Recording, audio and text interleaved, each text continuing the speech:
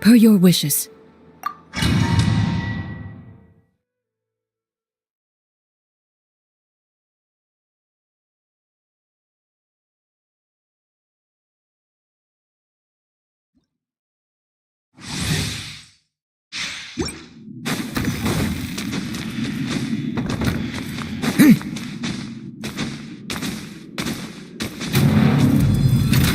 Bow before me, worm! Mind the side effects. Seems like an emergency. Boris, protect. Ready? Move it.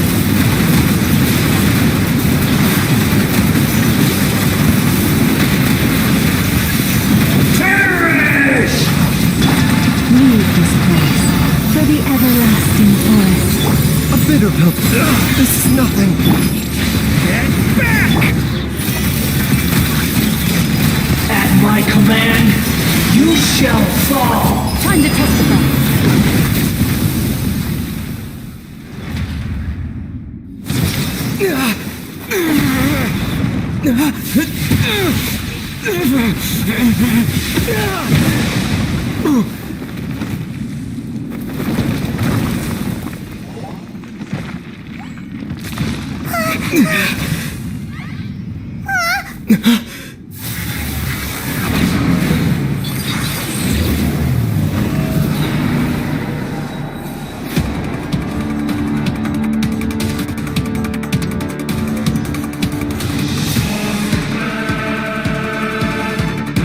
A thousand eons, mine to dominate!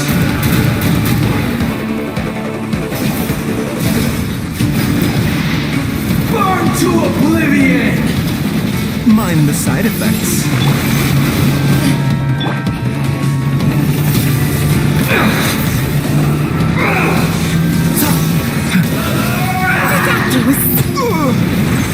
A bitter pill to swallow.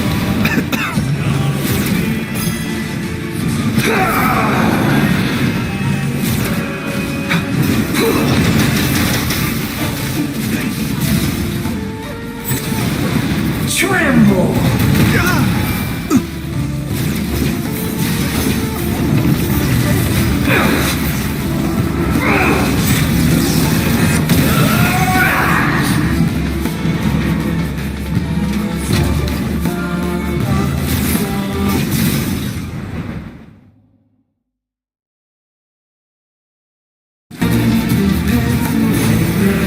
Reality is pain!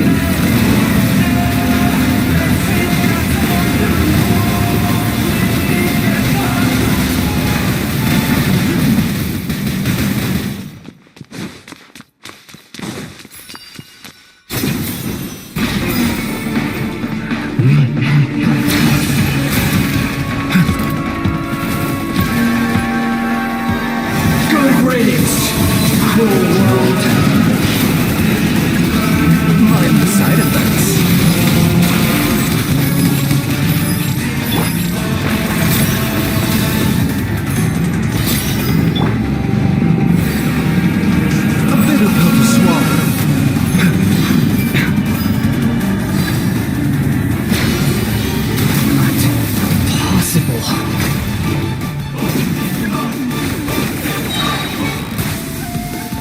Taking a turn for the better.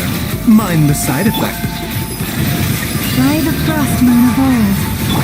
Decay! New life! Watch that!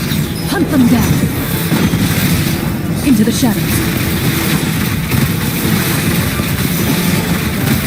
I was destined for.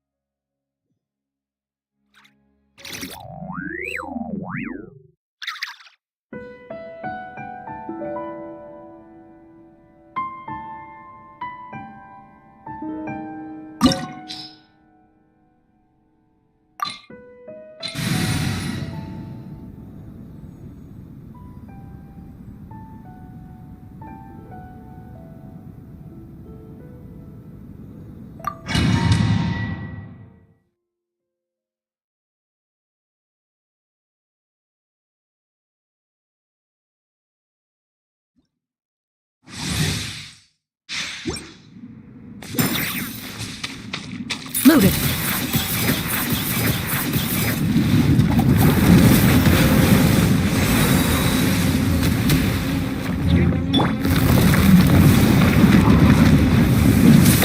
A bitter pill to swallow. Forest.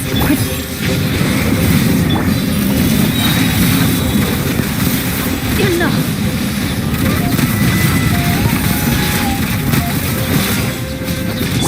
Seems like an emergency. Mind the side effect. The gift is burning shadow! For the everlasting forest, leave this place into the shadows.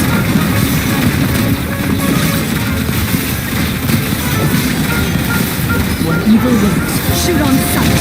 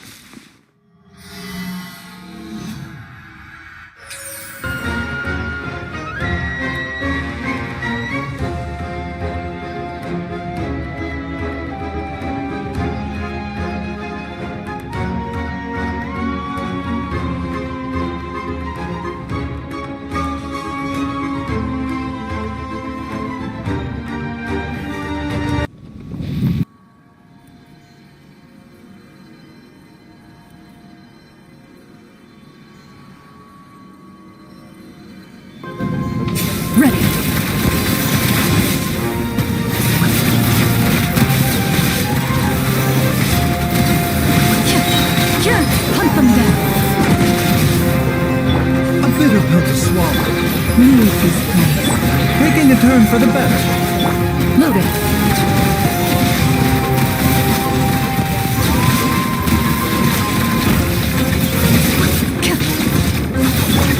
You poor lost lamb, with one heart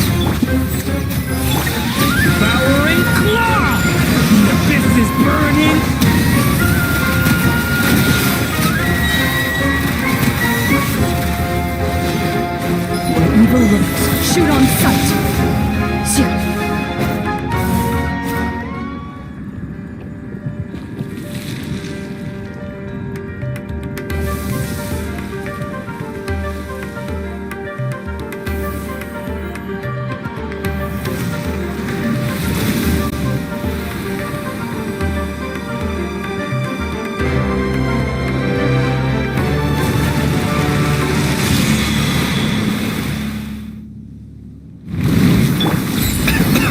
Remember, health comes first.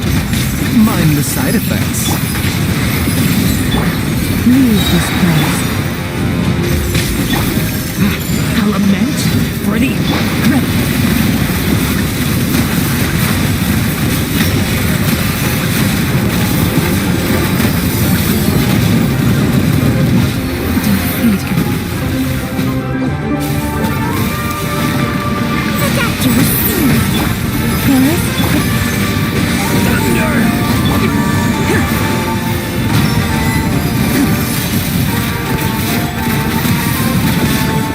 What a disgrace.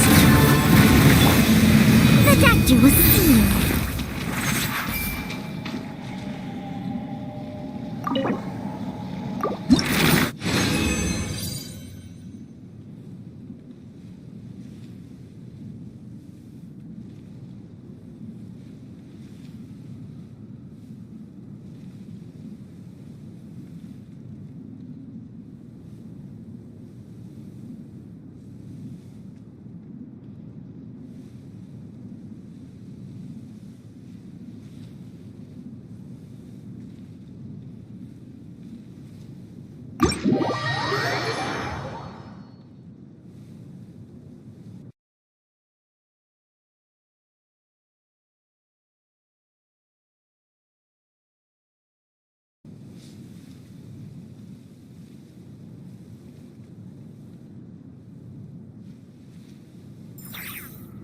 A bitter pill to swallow.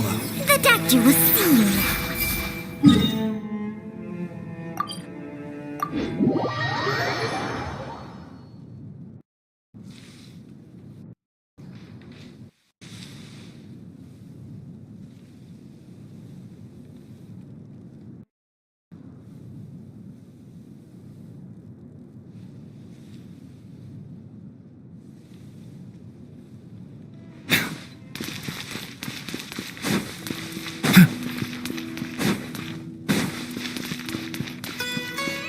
Add as. Thank you for Add as.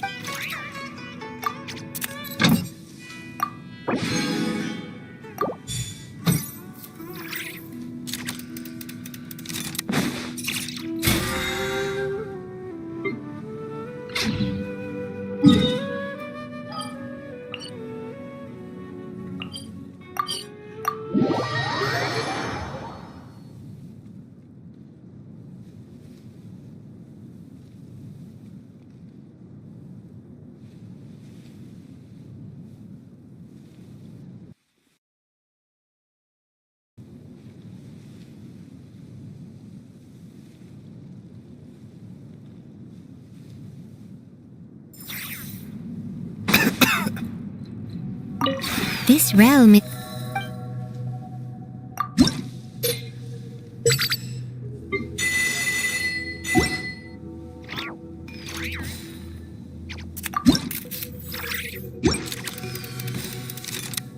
If you ever...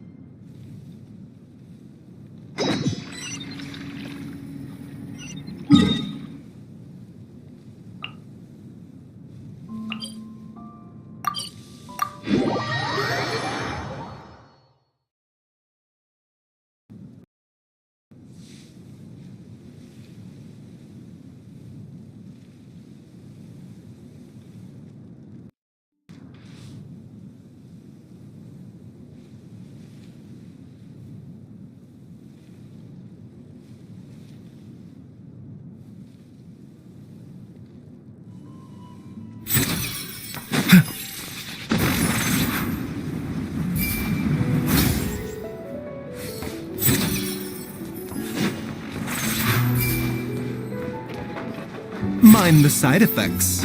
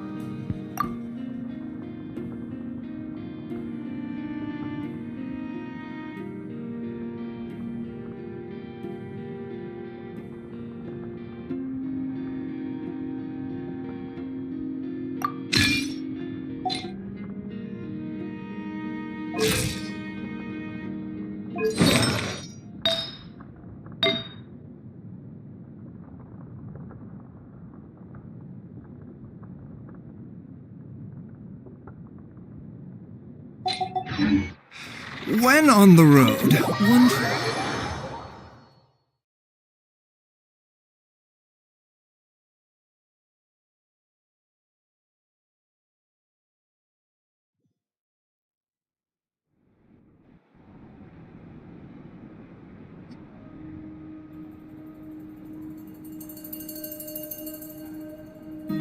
You're right, I have noticed. There's certainly something a little fishy about this situation.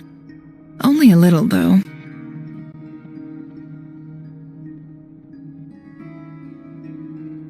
Records indicate that this phenomenon can occur in the days before and following Moon Prayer Night. That said, it has always been a rare sight in the past. The odds of encountering these phantoms are similar to looking up in the night sky, happening to see a shooting star, and managing to make a wish before it disappears.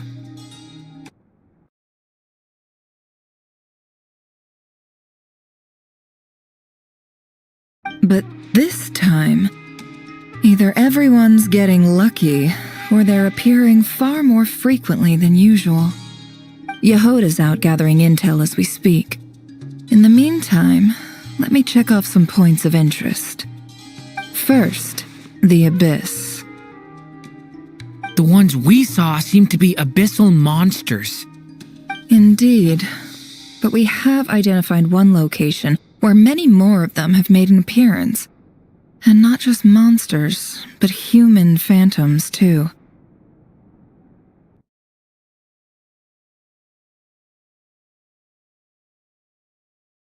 Given the scale and nature of the phantoms, it's almost as if someone's last memories are coming to life. Or perhaps the memories of multiple people.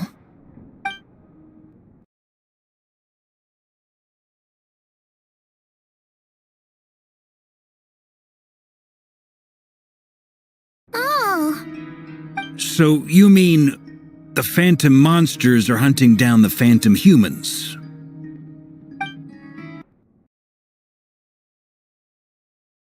Exactly. The phantoms can interact with each other, but we have no means of intervening. In addition, some of the human phantoms would seem to be from the very distant past. This is clear both from the clothing they wear and the stories they tell. They claim to be from Hyperborea, a name which I've heard from Lauma before. If this is true, it means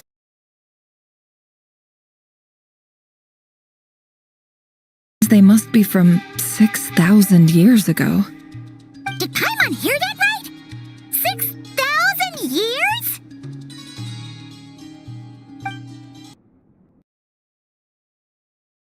It sounds like this merits further exploration. That'd be a big help. I'll leave it with you, Albedo. My knowledge of ancient history is non-existent. I used to doze off every time the pre-Knights of Favonius era came up in class. It's quite a miracle that you were able to understand these phantoms' speech, given how long ago they lived.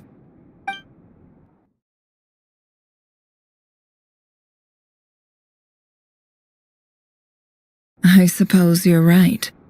But I'll leave the archaeologists to ruminate over that conundrum. As an intelligence broker, my sole interest is in the value of the information I gather.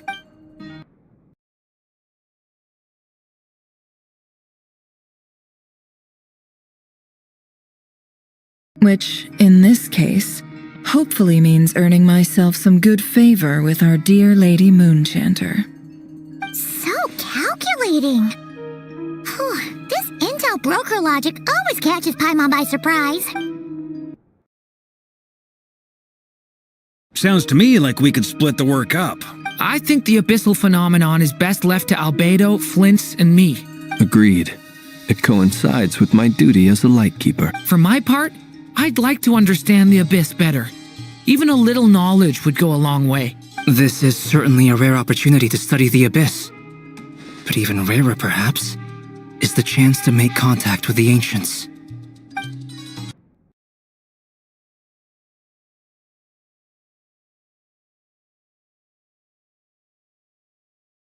The Curatorium will take the lead on investigating the Hyperboreans. We put in the work to learn what we know so far. It seems only fair that we get some quantity of exclusive intel.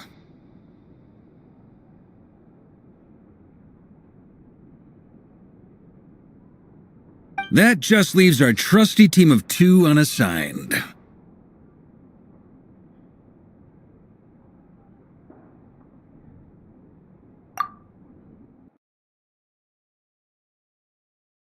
Since you became an honorary knight, of course. This was part of my grand plan all along. Ha ha ha ha!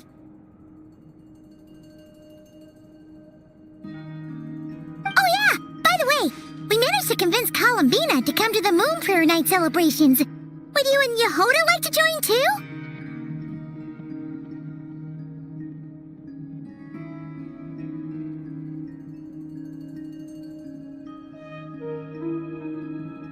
She agreed to that? Huh.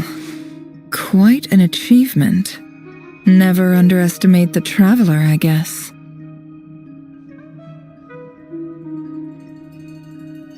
I'd be happy to join. No point shutting myself inside when the streets are all decked out. I doubt any clients will be visiting during the festival in any case. And Yehoda loves a party, so I'm sure she'll jump at the opportunity. No! No! No! No! No! No! No! No! No! Way to contradict me in front of... Wait! No, that's not what I have bad news, boss!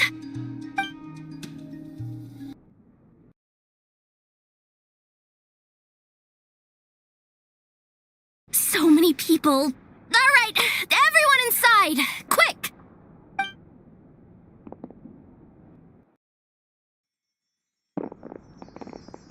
This is gonna sound crazy, but hear me out.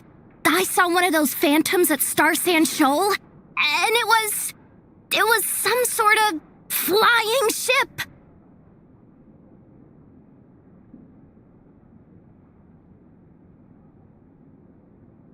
Like a spaceship?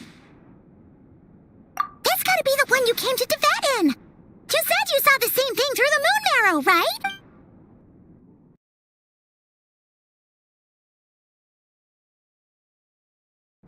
Wait, back up. You came here in a spaceship? Now my mind is blown! What's it like on the inside? Was it like flying through space? I want to know everything!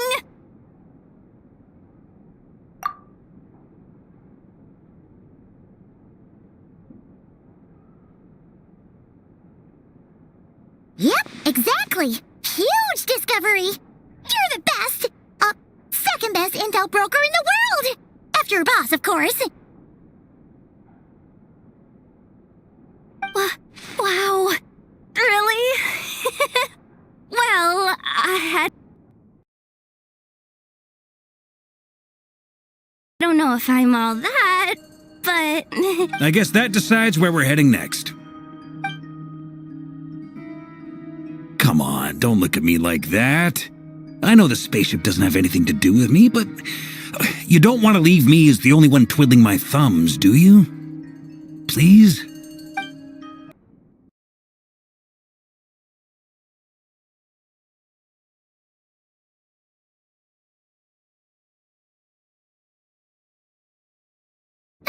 Fair enough. You can tag along. In that case, let's meet back here to discuss our findings once we're done.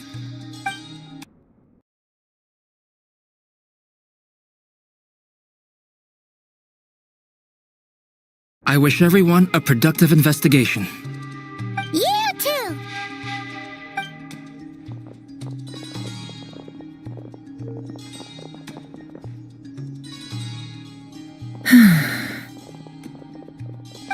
What's up, boss? Aren't we gonna head out? Tell me, Yehoda, when did the Curatorium start giving out intel for free?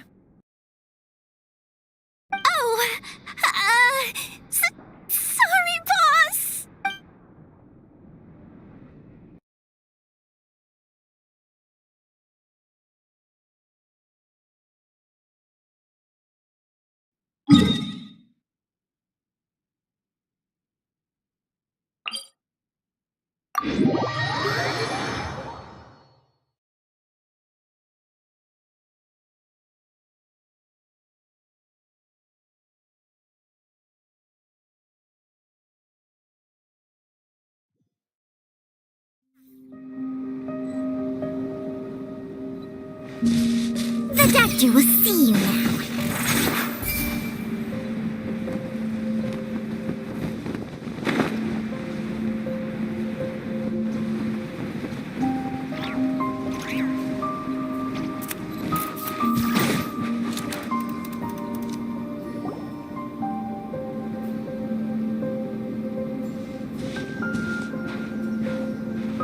Wow, what do you know? Yehuda was right on the money.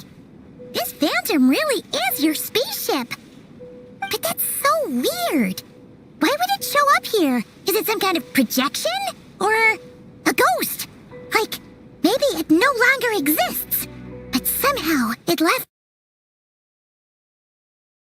an afterimage? Ah, you're already here. Miss Lauma, what a surprise. I thought you were busy with festival preparation. I was, until one of our people informed me that a strange sight had appeared at Starsand Shoal. No one's ever seen something quite like this before. I thought I should see it for myself. Same here. Oh, so we heard that these things appear around the festival period. Any idea why that is?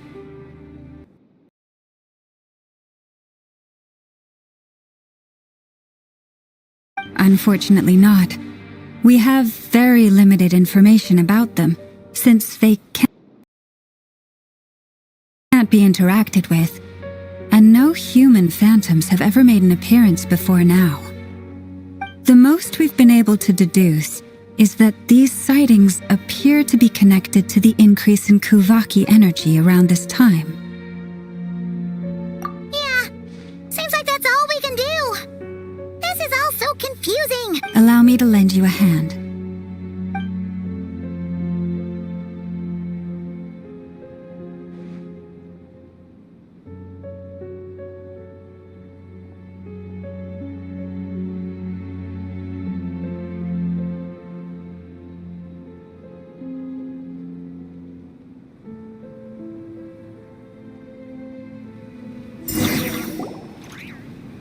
Everyone, our friend here should be able to provide us with some information. Is that a phantom rhymehorn deer? I've heard about how the Frost Moon Scions live in harmony with the animals and can even communicate with them.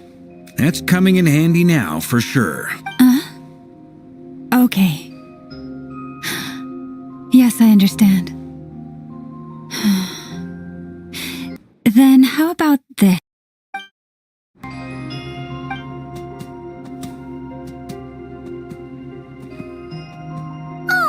It's leaving. It appears to share our curiosity about this giant spaceship, so I asked it if it wouldn't mind investigating along with some friends.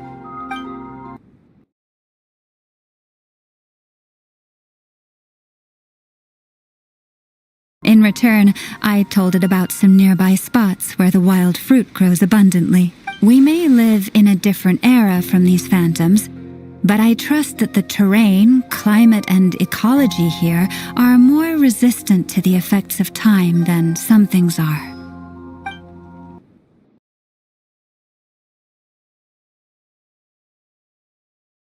Let's give them a moment and hope for the best.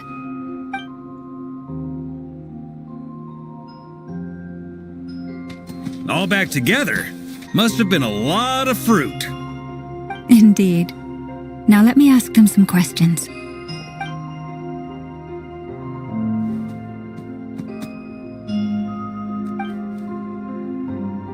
It did find a lot of wild fruit, enough for them to feast for a long while. This puffin circled in the air several times, but didn't spot anything out of the ordinary. Certainly nothing to do with the spaceship.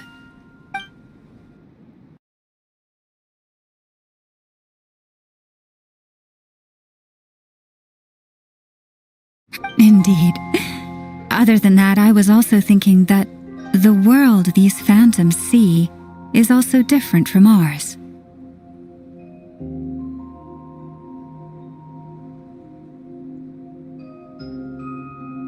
Oh, I get what you mean. The wild fruit exist in both times and spaces, But there might also be things that only exist in that space-time, which we can't see.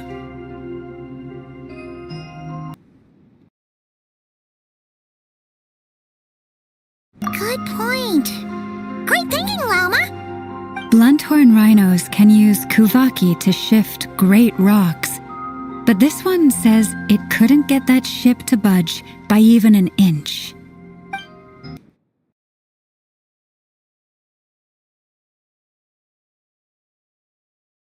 The sniffer mole tried too, but despite being a skilled digger, it could not get through. They say that the spaceship looks robust and undamaged. It seems completely impervious to any and all attacks. Whatever lies within is well defended from harm.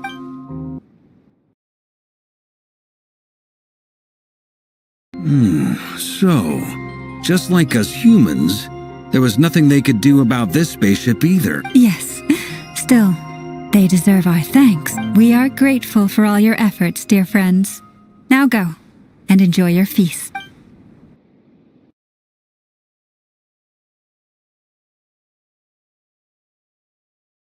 I've noticed some other human phantoms gathered nearby.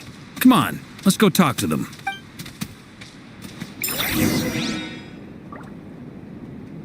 A bitter pill to swallow. Hey! Thunder!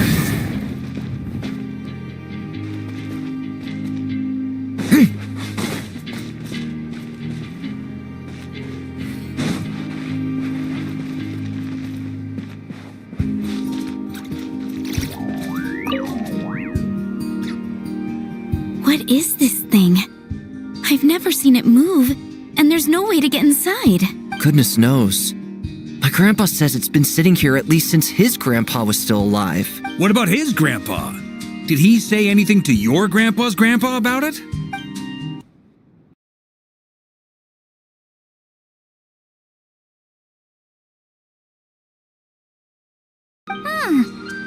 Guess that means that as far as they're concerned, this ship's been around a long time.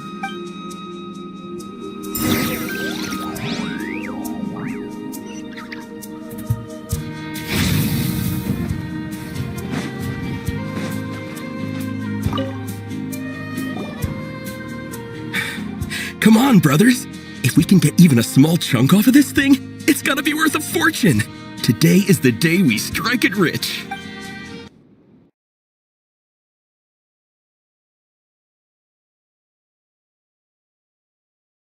Huh? You mean Paimon? Yes, brother, I shall join you. Let's make our fortune. We should go with them. What the? This thing is crazy tough. I can't even scratch it. What's it made of?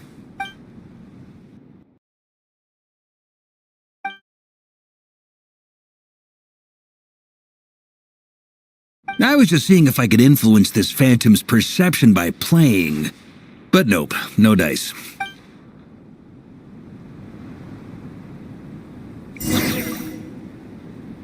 I'm sure we're all starting to build up an idea of what's going on here now that we've spoken to some of the people. These phantoms are reenacting real historical events in Nod-Krai. It's almost like we're in some kind of interactive stage play. We can talk to the actors, but the plot is fixed and we can't influence it. It makes sense. History is set in stone. The objective facts of the past cannot be changed.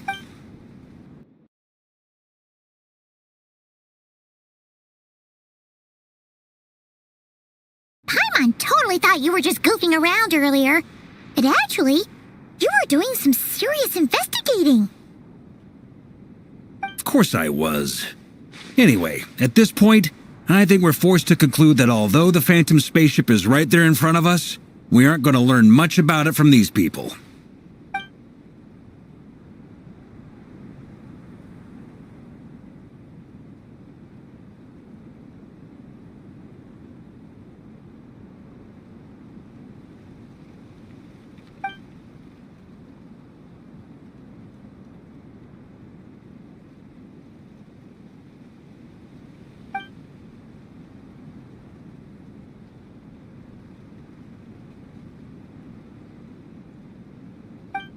Don't be discouraged.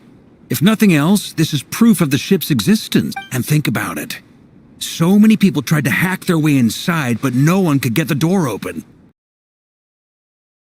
It's made of very tough material. To me, that says that we'll either find the ship itself or the story behind it. It's just a matter of time. Huh. Every now and then, when Varka gets serious, he actually does seem like Grandmaster material for once.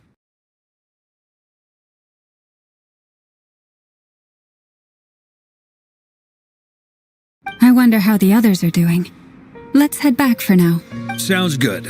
Also, drinks are on me if Team Knights of Favonius is the first to finish. Wait, we have a team named? Am I in Team Knights of Favonius as well? You're very welcome to join. We've even got a cathedral ready for you. Isn't that technically blasphemy? You wouldn't dare make a joke like that if Barbados was in earshot.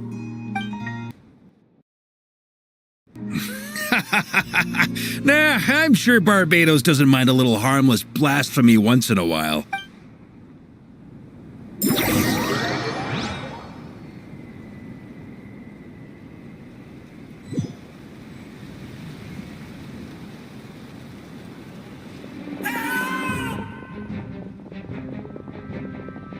Oh, no!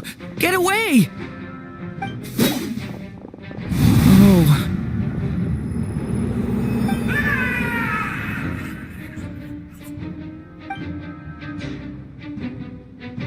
I know it's hard to stomach, Mr. Duran. But as I'm sure you've noticed, there is nothing we can do to intervene in that which unfolds before us. But we have to at least try. And try you have. But are you aware of how many unsuccessful attempts you've made now? I wasn't keeping count. I'm afraid this is the 39th failure so far. Or the 5th if we're only counting this particular victim. There are no indications that these phantoms may be altered in any way. You seem to have calmed down a little. I'll make us a fire. You should rest and have some water. Feeling any better now, Mr. Duran? May I ask a few questions? Be my guest. What exactly are we witnessing here? What happened to those people? My guess would be that we are seeing Nod-Krai during the Conrian Cataclysm. Would that be accurate? Conria. That is correct. As you know, once the abyss senses even the tiniest crack, it floods in and spreads like wildfire. There was a time in the distant past when it permeated all of Nod-Krai, causing immeasurable harm. The people paid a terrible price to heal this land. Then 500 years ago, the whole of Teyvat suffered an abyssal disaster. Once more, Nod-Krai was dealt a devastating blow. I see.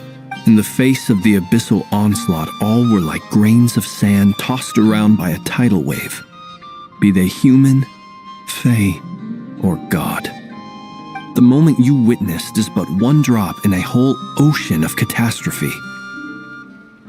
All right. I guess that answers my second question, too. I wanted to know why there's nothing I could do to help them, and that's because what we are seeing is history. That would be my guess as well. As I understand it, history and fate are not all that dissimilar. The latter may be unseen to us, but both are immutable. Yes. Fate was determined long, long ago. I still have a couple of other questions for you, Mr. Flintz. You mentioned more than one abyssal disaster that has struck this land in the past. How can you be sure that what we're seeing is from the Conrian incident? And also, how are you able to stay so calm when you're talking about these events? From everything I know about you, you're not cold or ruthless, and you're not indifferent to the suffering of others. Alas, I am forced to show my age. I must be 600 or 700 years old by human measure.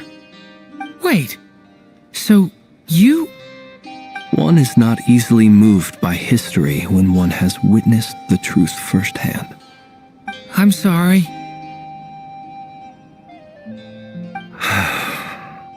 you needn't apologize. Your passion is a good thing to have. Treasure it, because someday you may find it in terribly short supply. Now, at the risk of offending you, I have a question in return. Your curiosity toward the abyss, is it born from hatred or because you sense its call? I only ask because I kept a fragment of Rerir's body in my lantern for a short time, specifically his heart. So I know what a burden it can be to carry the abyss with you. And I hear its power growling from somewhere within you. In my eyes, your mere existence is a miracle. My honest answer is... I don't know. I don't think I have the confidence to say for certain. What I will say is the abyss is not the only issue that haunts me. Even before I became who I am today, the question dogged me constantly. Should I even exist at all? My doubts remain unresolved. But when we fought Rerir, something became a little clearer to me. Sometimes it is the darkness within us that allows us to achieve the impossible. I certainly got the sense from your 39 attempts that you were trying to achieve the impossible. It sounds like you've resolved to see the truth for yourself. Absolutely. In that sense, he and I are quite similar. Then I wish you every success. I look forward to the day of your transcension. Well, if everyone's caught their breath, I suppose we should head back. Oh, and one last thing.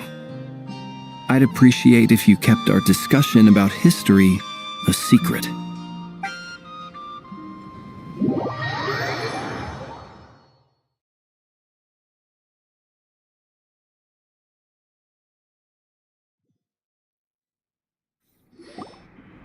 Incredibly, our separate investigations led us all to the same conclusion. Hooray for consensus! Yeah, but we barely learned anything, though. I totally thought this would be the mother lode. Talking with the ancients? I mean, come on! But nope. All we got was useless snippets of conversation. And all this stuff about moons and hyperopia. What a load of baloney. Seems like people back then had a few screws loose.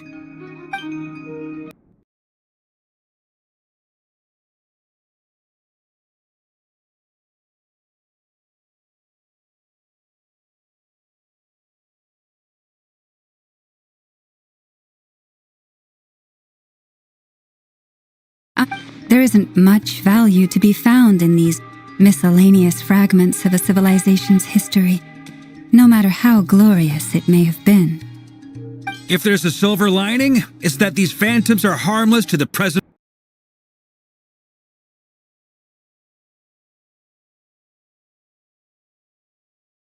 reality. They shouldn't get in the way of the festivities. Paimon agrees. And not just because it's the first thing she understood in this whole conversation.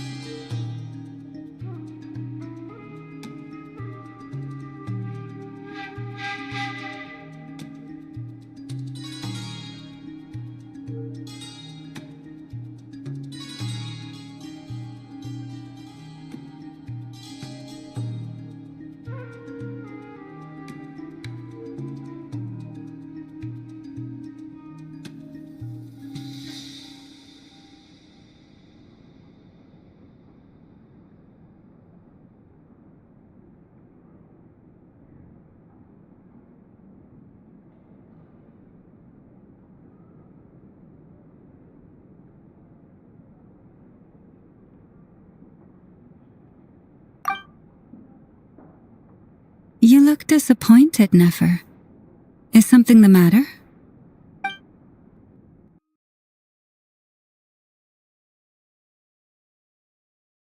What do you think? We all worked our tails off, but the only one to gain anything from it was you, Lady Moonjanter. Well, please do share the Hyperborean records with me. I will gladly inscribe them in our people's documents. Oh, duh! Yeah!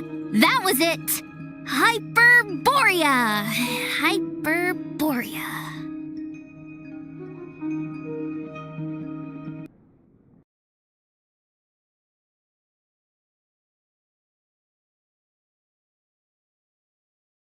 I'm serious. Only an expert in the Frostmoon Scions and their history can turn these records into valuable research material. The alternative is to let them gather dust on the Curatorium's storage shelves until the pages turn yellow.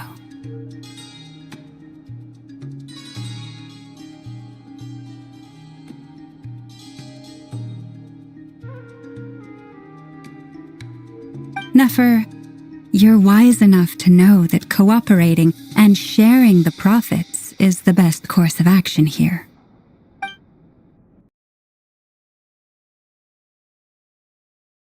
Well, that goes without saying. Sure, let's do that.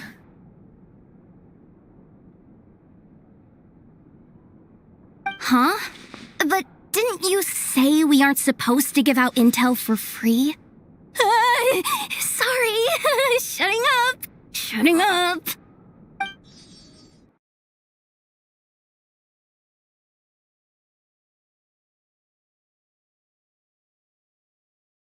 Now is not a good time to push Nefer's buttons. Anyway, back to Moon Prayer Night. I'm thinking that we should prepare something a little special, aside from the usual decorations and so on.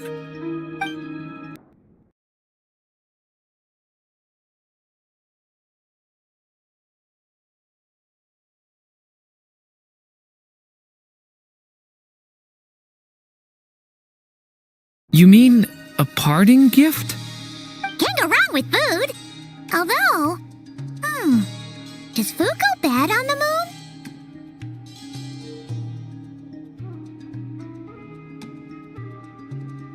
Perhaps a lantern would be a better choice. It might be dark up there. It could prove difficult to light a lantern on the moon. Magical stones might serve that purpose better.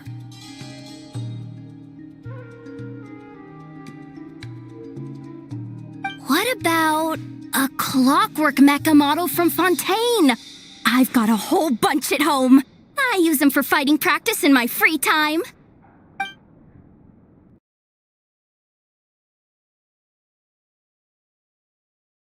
None of these sound like things she would be even remotely interested in.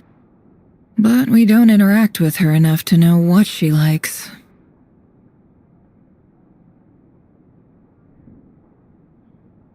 Yeah. It would really save us the guesswork if someone could find out what she's into.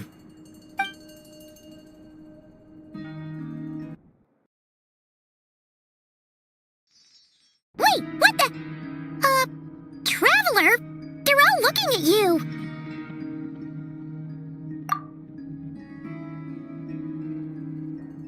Great! Haha, problem solved. Now, I need to stop by Dory's.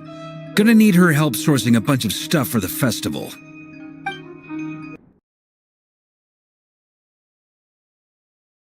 Then let's leave it there for now. We all have our own business to attend to. Traveler, if you find out what Kutar likes, let us know right away.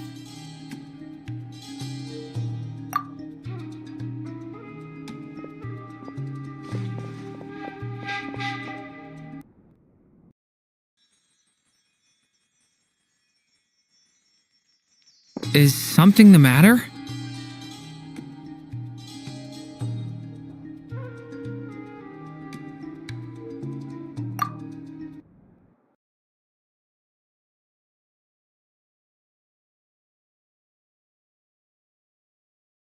I'm fine. It's just, I'm still feeling a little rattled after witnessing the horrors of the Abyss.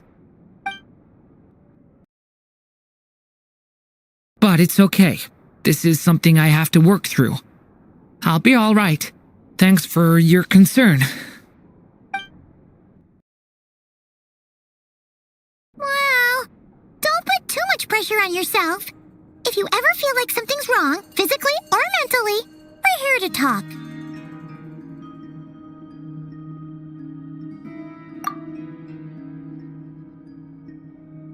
Come on. Stop treating me like a kid.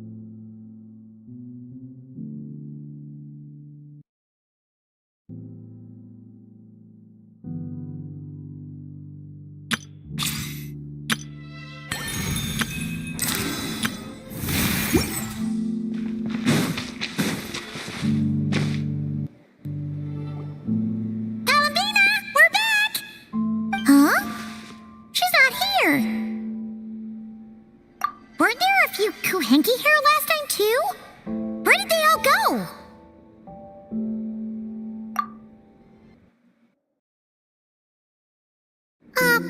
Walkies?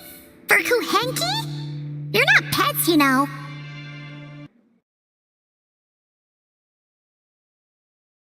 Oh, well. Looks like we just came at a bad time. Let's try again tomorrow. There's still a few days until Moon Prayer Night, so we're in no rush. Besides, she needs time to rest anyway.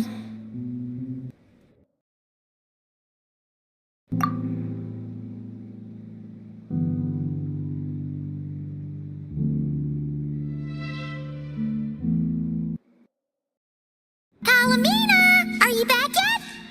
Oh, how strange. Looks like she still isn't here, right? It's not like her to spend so much time outside, especially since she's worried about attracting unwanted attention. What about Luonatar? Luonatar, you there?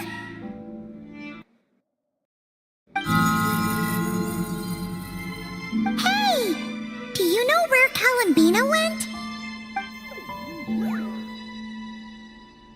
Sorry, didn't understand. But if you know where she is, could you take us to her?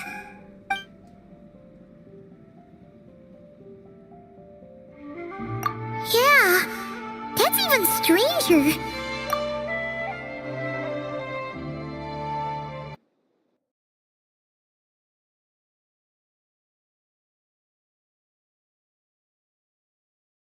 What about him? Oh, that's not good news. They change color when Kalambina gets weaker, right? And they look super pale right now. Good idea. She might know what's happening.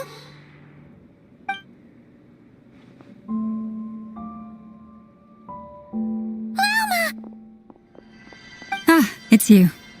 How is Kutar? Is she okay? No, she hasn't. I came here to check on her after I noticed the flowers had changed color. Based on past precedent, she must be very weak right now. Even getting up to walk would be a struggle. It seems unlikely that she wandered off outside.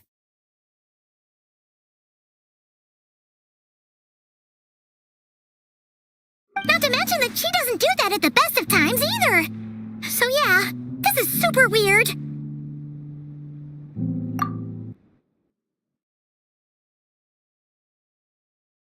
No. Very few people are in the know about Kutar's whereabouts. And if anyone suspicious had visited, they'd have left some sort of evidence. Come on, let's go to Nasha Town. If anyone has seen her, someone there will know about it. It's Nod-Krai's information hub after all. Makes sense. Let's go!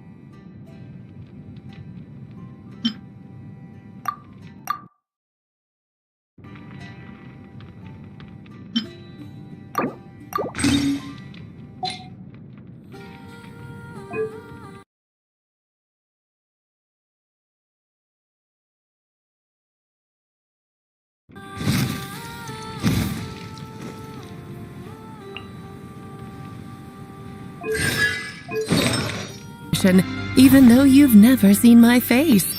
Ah, nothing could make a great mage more pleased with herself.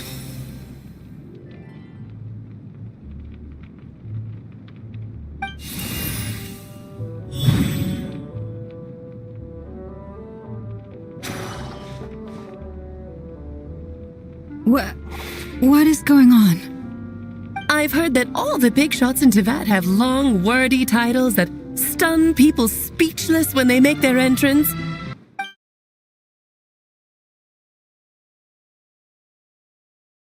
Unfortunately, none of them are affiliated with the Hexen Circle, and we ourselves keep a very low profile. The notorious name-dropping doesn't quite work for us. Still, I, for one, think I'm really quite amazing. So that didn't stop me from coming up with a title anyway. Alice? It's really you this time? Not a lantern or a Dodoko, but Alice in the flesh?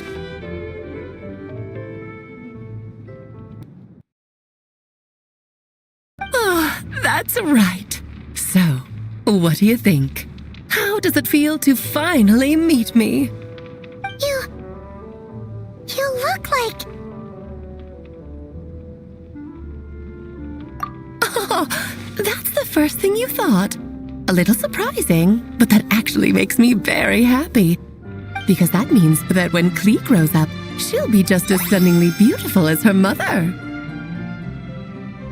So she's a friend of yours? Kind of. This is actually the first time we've seen her in person. I see. Madam Mage, that was, quite a powerful entrance. I certainly won't be forgetting it anytime soon. It's okay, Lalma, don't force it. Paimon will do the honors. This is Alice from the Hexen Circle. She's a friend of ours. And of Arcus, too.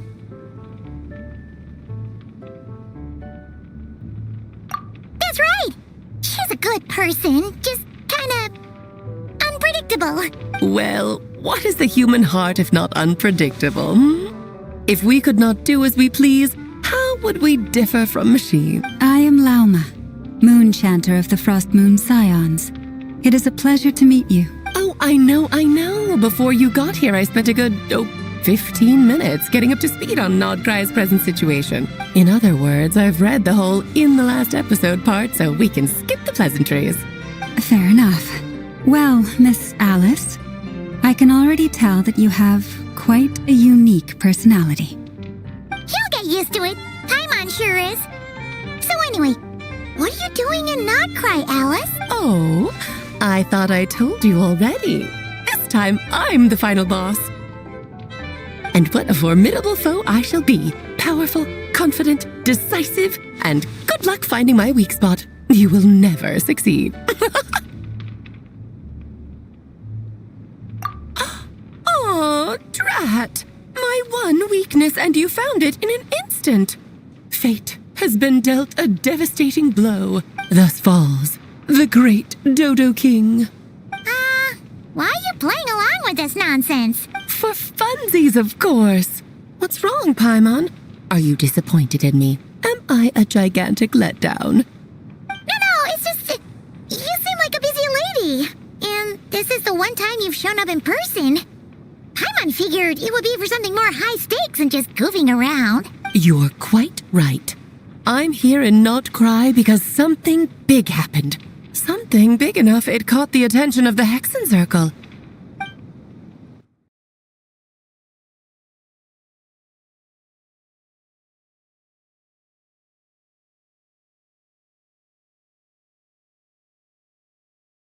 It concerns the 3 moons, Teyvat's borders, and of course, the moon goddess you are currently searching for.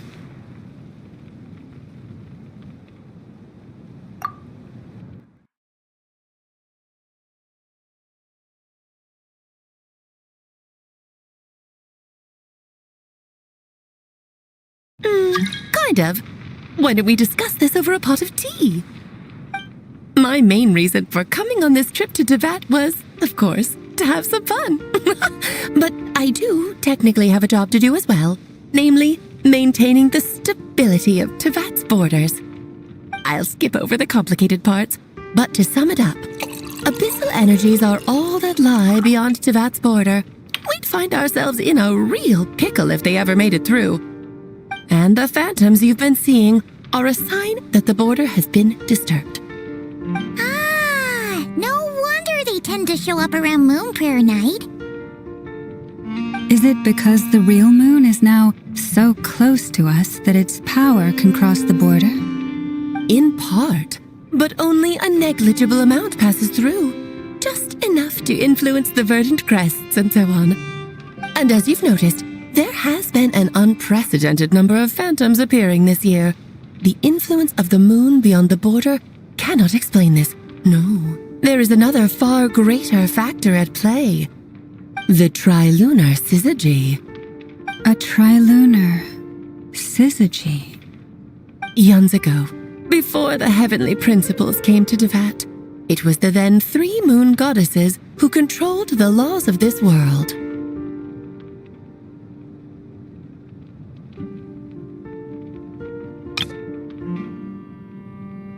The trilunar syzygy. A trilunar syzygy.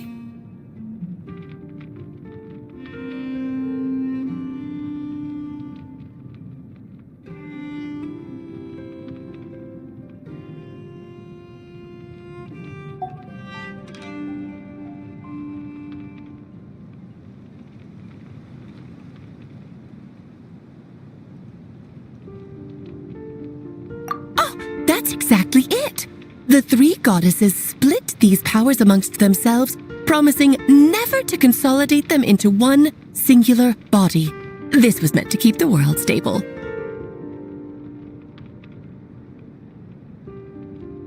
But, fast-forwarding to the present, the eternal moon's marrow is with you, while the iridescent moon's marrow, which should never have appeared in this world, has been retrieved.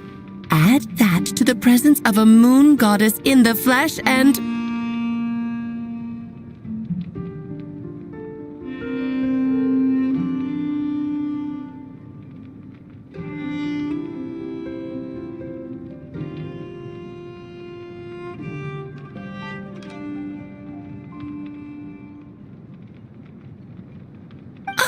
The power of all 3 moons is gathered here in Nod-Krai. There hasn't been an event like this since the War of Funerary Flame, and it's having a noticeable effect on Teyvat's borders. Because I wish to give my darling daughter a peaceful, sunny environment to grow up in. Is that a good enough reason? Kinda sounds like you're dodging the question, but it does make sense. Well, that's one reason anyway, and the most important one. The others are a little complicated to explain. For instance, cleaning up after dearest Miss R.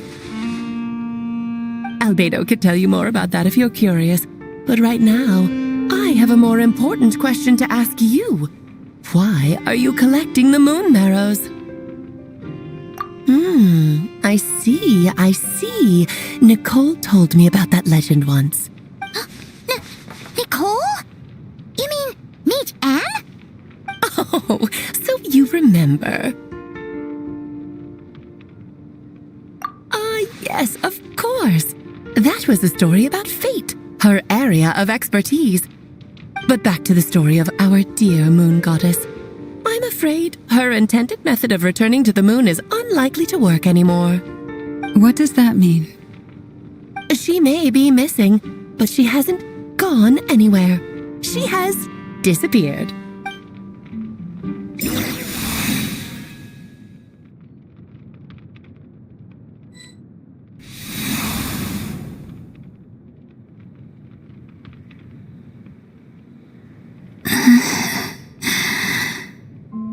My body is so heavy. Wait, no.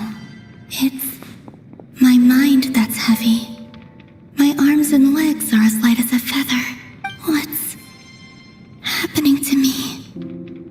I feel drowsy, like I've been asleep for too long. Is it daytime or nighttime? Is the moon out? I think I'll go for a walk.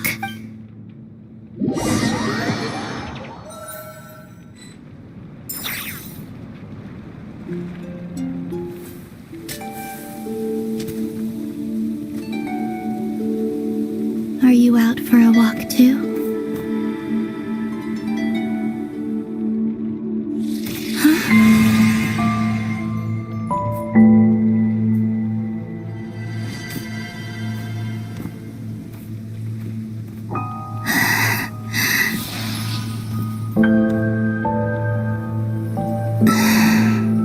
The day has come at last.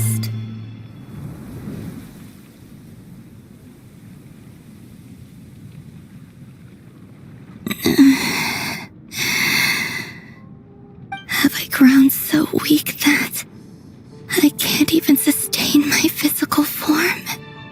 But Moon Prayer Night is nearly here. I was so close to returning home. Death is near. Is this how it ends for me? Will I return to the moon after I disappear? Or...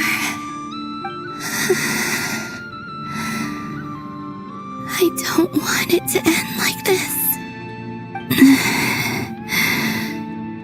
So far, at least, I still exist. Even if not physically, I can still feel. But as my power wanes, I'm sure that too will fade. I suppose I might take one final look at this world. The world where I was born.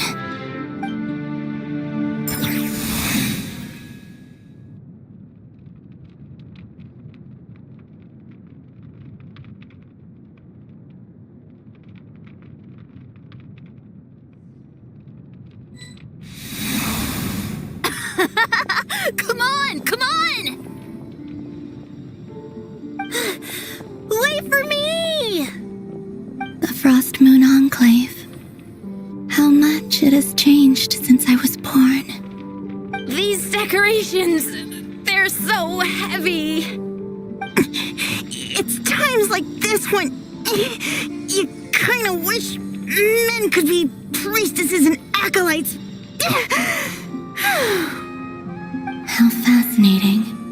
I've never had the chance to be privy to people's private lives in this way. In the past, people would get so solemn and serious the moment I showed my face, like they were frozen stiff. Karina, Lametti, it's time to eat. Coming.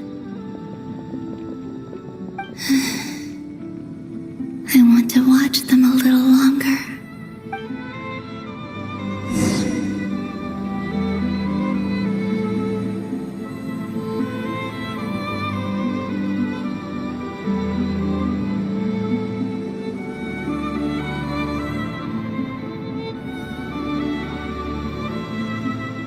So just fill these balloons with air, right?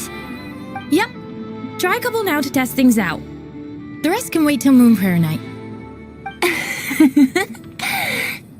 Think fast. Rita! Teasing an acolyte of the Frost Moon Scions? Surely that's a punishable offense. Take this!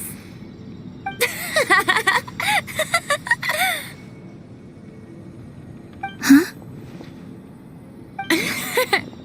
All right, enough horsing around. Lady Lauma gave us a task. We should get back to it.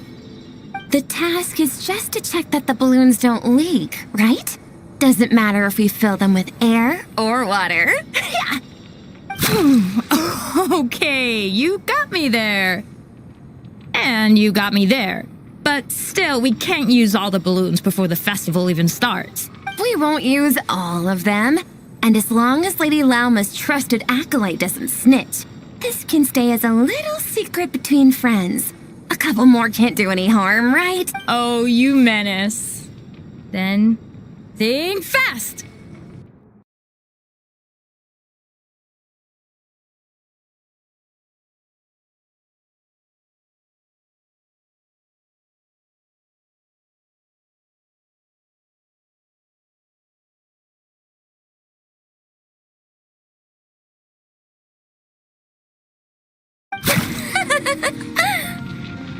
Is pumping a balloon full of water really so much fun?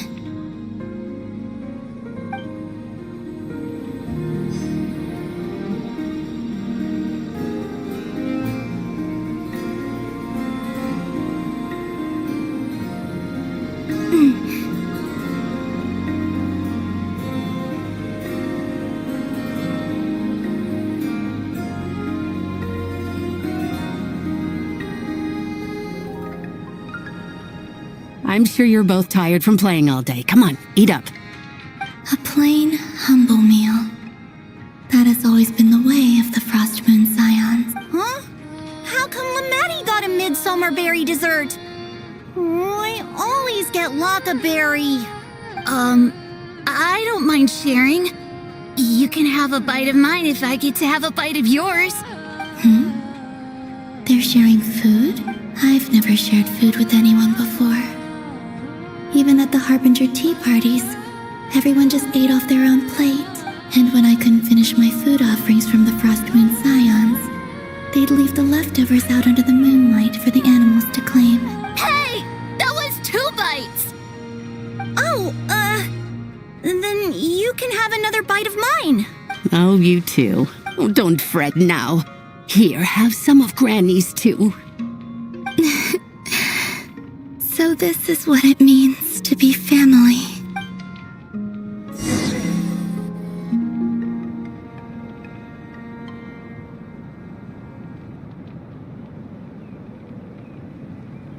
I'm seeing so much that I'd never usually get to see. They'd never act like this when I was around. It's nice, being able to just watch people in peace in these final moments. What a rare opportunity. I think I'll go take a look around Nasha Town, too. Maybe the Traveler will be there.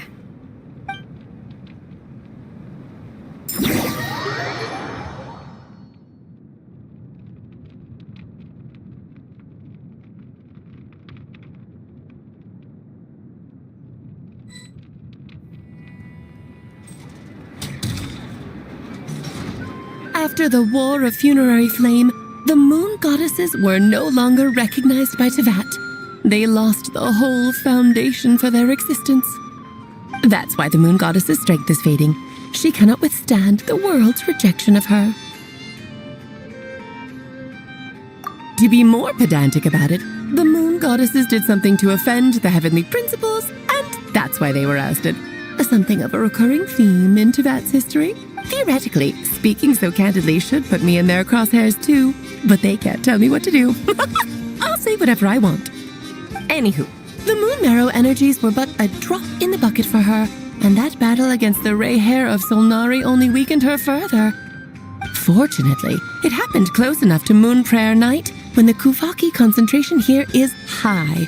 That's the only reason she managed to survive this long. What do you mean, fortunately? You said she disappeared. We're too late. Oh, what a headache. I thought this was all common knowledge. I guess I have some more explaining to do. Okay, buckle up. It's time for another lecture.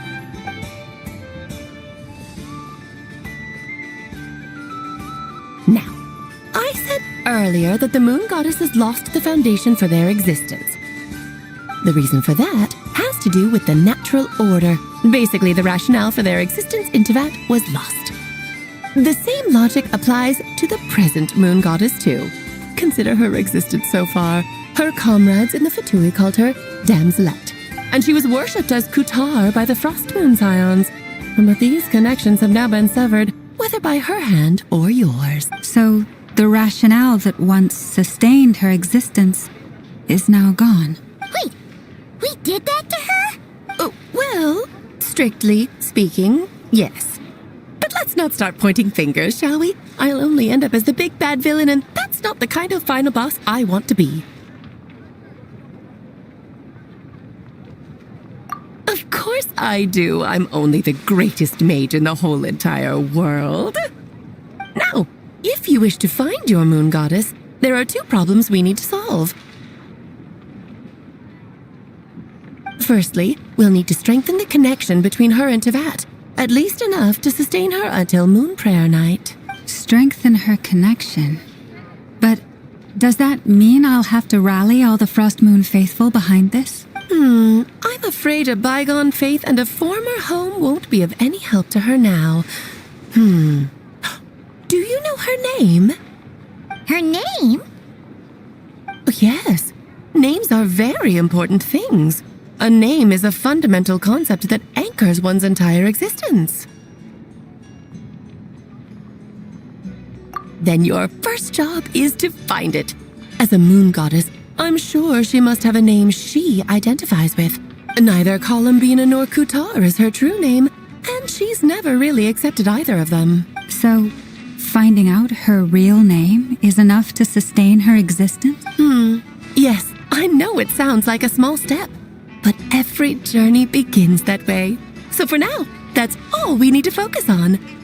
The second problem is with her plan to use the moon marrows to return to the moon. Unfortunately, piercing through the false sky will take an enormous amount of power. Given her current condition, she won't be able to provide anywhere near enough power, even if she recovers her physical form. But no need to fret. Nicole's the expert in this field, and I'm sure she'll figure something out. Wait, Mage N is going to help us out too? That means we've got 2 Hexen Circle mages on the case.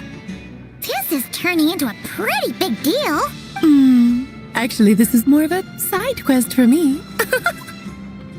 Like you said, I'm a busy lady, so I can't stay for too long. I'll have to return to Tevet's border soon. That's the upside you get for looking out for my little Klee. Hopefully that will incentivize you to carry on keeping her company in the future. Anyway, jokes aside, you'd better get moving. It will take quite a miracle for the moon goddess's consciousness to hold out till moon prayer night. Oh, I suppose I might as well tell you where Nicole is before I leave. Off you go now. Time to meet your new friend. Oh, yes, and a little suggestion. Don't forget to mind your heads. What? I wonder how Durin's doing. I should really go see him before I head back. You really are super busy. I most certainly am. There's so many children I have to keep tabs on just in Mondstadt. Durin, Albedo, Venti, Varka.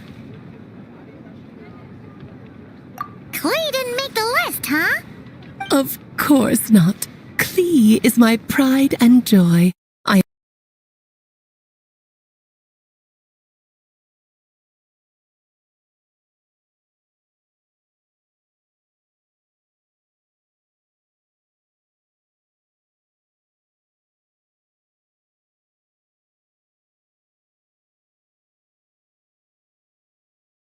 I have no qualms about her, because she's the best child in the whole wide world. Yeah.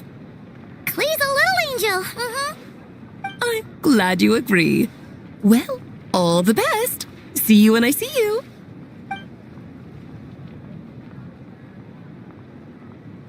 She left in a hurry. Yeah, she didn't pack up her stall. Should we handle it for her?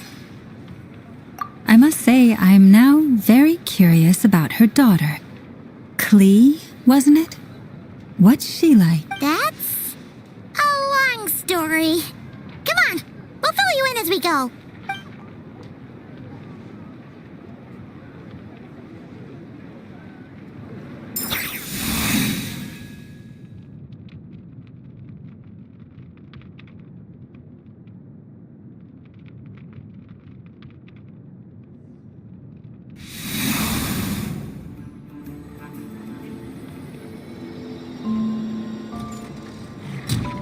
What a lively place. I've never experienced Nasha Town like this before. Hey, you old geezer! Your hammer's rusted through! Who are you calling old geezer? Are they quarreling? I'm looking right at him! You've really gone downhill since giving your daughter free rein in the workshop. Can you even swing a hammer anymore? It shouldn't take you days just to fix a single chair! You might as well use that hammer to massage my back for all the good it's doing. Don't run your mouth, or you'll get a back massage that'll put you in bed! for the rest of your life. Look, the materials haven't arrived yet, all right? You know how busy it gets in the days before Moon Prayer Night. I'll bet you send all the materials to your little princess. Blood's always thicker than water, huh? All right, you've made your point, Uncle Koski. As soon as the materials arrive, fixing your chair will be the #1 priority. And Dad, if you've got time to chat, why don't you lend me a hand, See? Lolka knows what the score is. I guess they're friends. But the way they spoke to each other was so ugly. Then again, it wouldn't be the first time I've seen something like this. Columbina! Sing outside my door in the middle of the night one more time, and I'll unscrew your vocal cords. You hear me? Oh, Sandrone.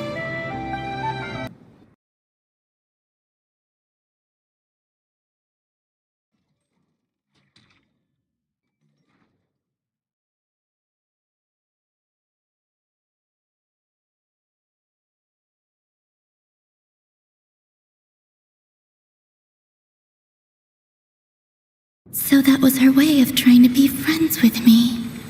What a pity. I won't get the chance to say any ugly things in reply.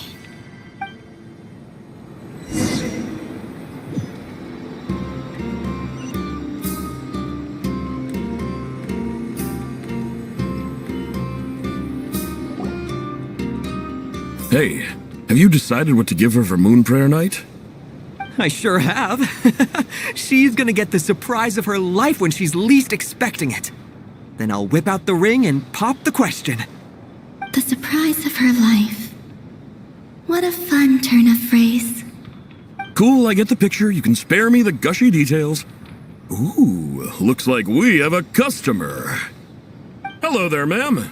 Would you like some Moon Prayer Night candy? Huh? Is he talking to me? Can he see me? Here you go. Oh.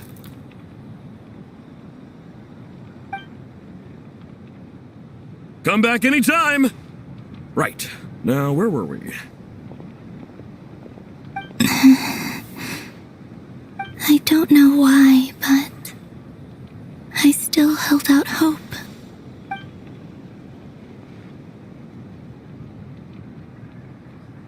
The most important thing right now is to find that mage. This name thing seems super important too, but where do we even start looking?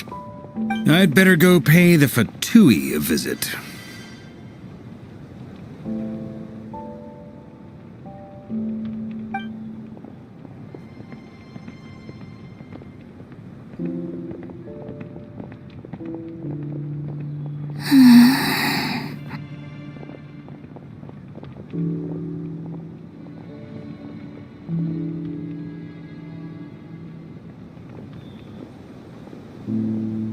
Columbina?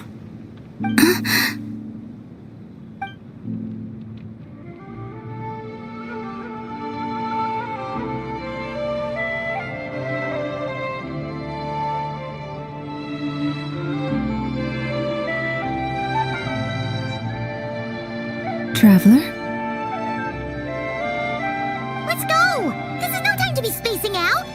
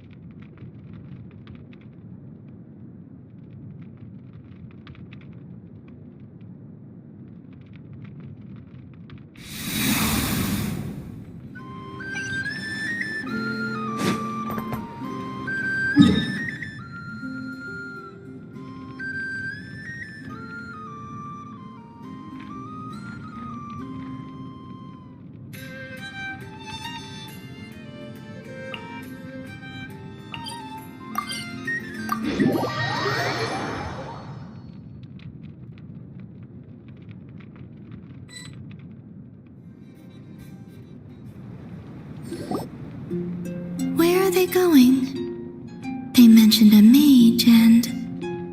a name? So, Mr. Varka, are you acquainted with this Nicole? Or should I call her Mage N? Not really. We've never met, though she has come up in conversation. From what I've gathered, Alice kinda took Nicole under her wing. Taught her how to speak in a more ladylike fashion, that kind of thing. Huh. Hard to imagine Alice as an etiquette coach. Yeah, Alice is a larger-than-life personality, I'll give you that. But then again, that's why she's able to draw such an eclectic mix of people into her inner circle. If I remember correctly, being an interesting person is actually one of her main entry requirements.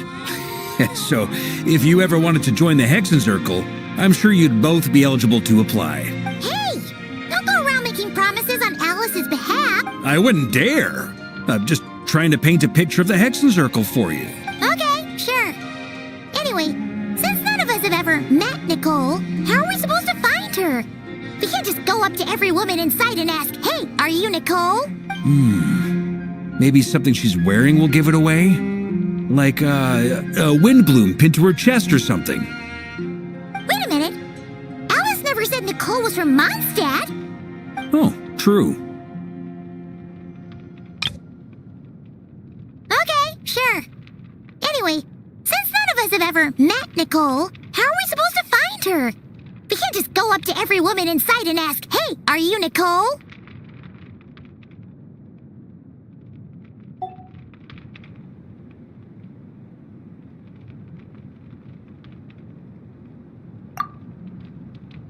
That would be...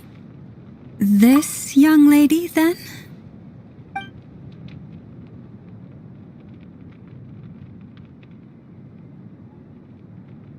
Hey there! Sorry to disturb you, but... are you Miss Nicole? Varka, Knight of Boreas of the Knights of Favonius. Alice might have mentioned me before. Mm-mm. Have we got the wrong person? Sorry. Well, this is awkward. When I shook my head, I meant, no, Alice hasn't mentioned you before. Huh? Where is this voice coming from? My apologies. For certain reasons, I am unable to speak. This is the only way I can communicate with you. It might take some getting used to, but I hope you can understand. Hey, it's fine. I'm more shocked by the fact that Alice never speaks about me. As for you two, we have crossed paths twice before, but it is nonetheless a pleasure to finally meet you. It's really you! Thanks for all your guidance in the past. You're quite welcome. This time, things are different. We have reached the unwritten pages of the story. You might say that we stand at the crossroads of fate. Now then, allow me to formally introduce myself. My name is... No, stop! Alice! I can't believe it! I had a whole speech prepared. I'd agonized over every single word. She always picks the worst moments to ruin other people's plans. I'm so sorry about that. Alice took the liberty of devising some bespoke self-introduction magic for each member of the Hexen Circle. But I could have sworn I deleted all of the triggering conditions for it. How did it bypass everything? Oh gosh, this is so embarrassing. This is a very different side of Nicole than what we're used to. Is she not used to face-to-face interactions? Don't worry about it. You've seen that introduction magic once already, so it wasn't too much of a shock. Please go on, Miss Nicole. We'd love to hear what you have to say, or, well, communicate. Huh? Are they talking to this lady? But... will you all promise to forget that horrendously embarrassing introduction? Sorry? Embarrassing? When?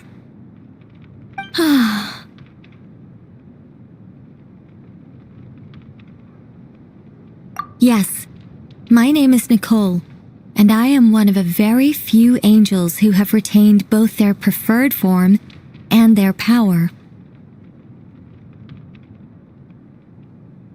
The Traveler and Paimon should be no strangers to this concept.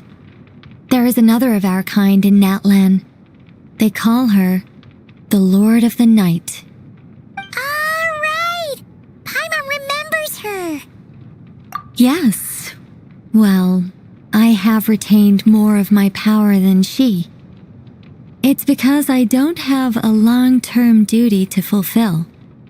To be more specific, no. We'll be here all day if I get into the specifics. Moving on.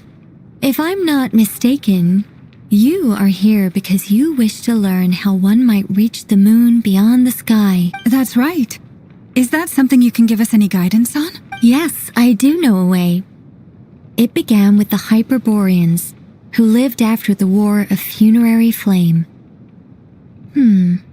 Blank looks. Maybe I should start with the background of the war, or maybe not. It shouldn't be an issue. I'll fill in the gaps for you when we have more time. Anyway, after that war ended, the three moons retreated to beyond the false sky. The Hyperboreans were humans I once aided. They accepted the civilization and creations bestowed upon them by the angels. But despite accepting many blessings of the angels, many among them still held on to their faith in the moons. They were reluctant to accept the new order. Even after the War of Funerary Flame, they sought to contact the moon goddesses beyond the sky and receive their guidance. But all three had passed away by that point.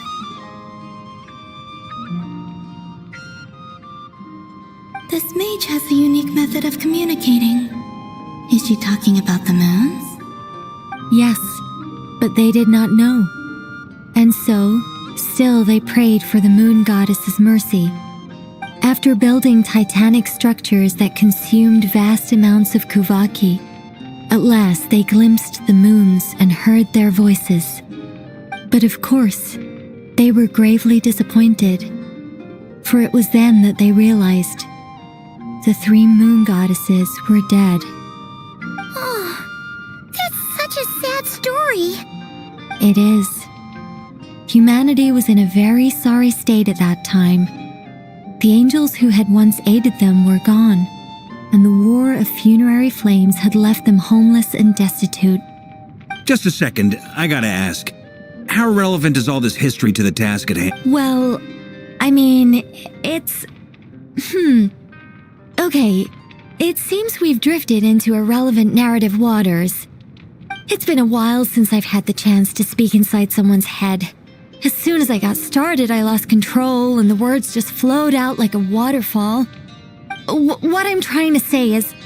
Right, yes, that's it. The relevant part is the ritual created by the Hyperboreans. The fact that they bypassed the false sky and saw the true moons implies that they successfully built a connection between Tevat and the outside world. Which means, with enough Kuvaki and a sufficiently stable connection, it should be feasible to send one person over the border. Okay, so they built some kind of portal? Oh, yes, a portal.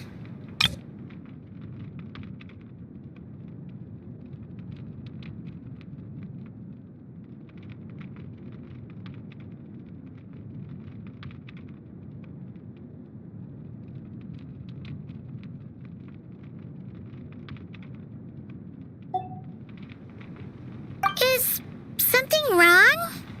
You sound disappointed. I just didn't expect you to summarize it so well. It turns out I could have said all that in one word, if only I'd managed to think of it. No, please, it's fine. This is invaluable knowledge. I'll be sure to record and preserve everything in writing. Oh, really? Well, in that case, I suppose I could backtrack and add some more detail. I did gloss over a few things so far. Whoa, time out. Let's summarize what we've got first. The Hyperboreans were the last ones to use this method, right? So we somehow need to find whatever structure they built and make sure there's enough Kuvaki to power it up. Luckily, we have the moon marrow of both the eternal and iridescent moons, so we're all good for Kuvaki. Which means the key issue we need to focus on is finding the place. Am I right so far? Yes. Although I expect the structure is long gone by now.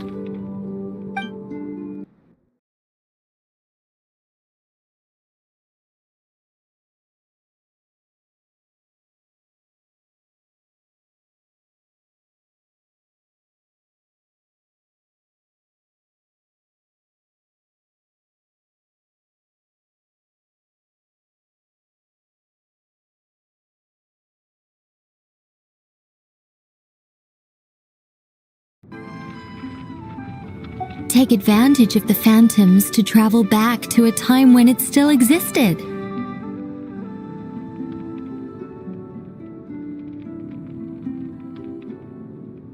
Well, travel back isn't quite accurate. It's more like we'd be creating a handshake between 2 points in space-time. We wouldn't even have to pick a time when it still existed.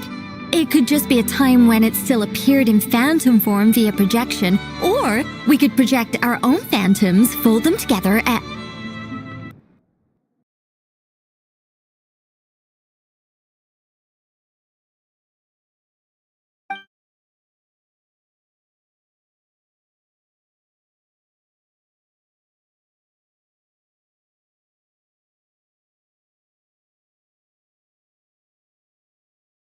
You look lost.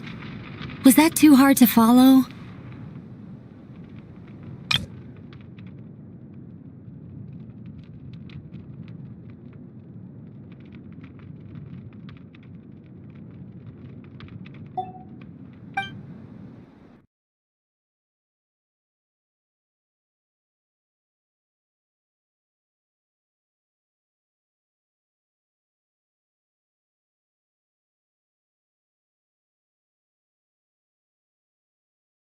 Yeah, things got a little, technical there. Paimon's brain is reaching capacity. All right. Let me think about how to put this more simply. Okay, got it. Over the next few days, I'll search for phantoms that we can use. Once I find one that meets the criteria, I'll let you know and we'll regroup. By completing certain rituals, specific individuals will be able to enter the phantom and make it to the Hyperborean structure. If everything checks out and it looks feasible, we'll just need to wait for Moon Prayer Night, and we can send the Moon Goddess back home. I'm really skimping on the detail here. Is this making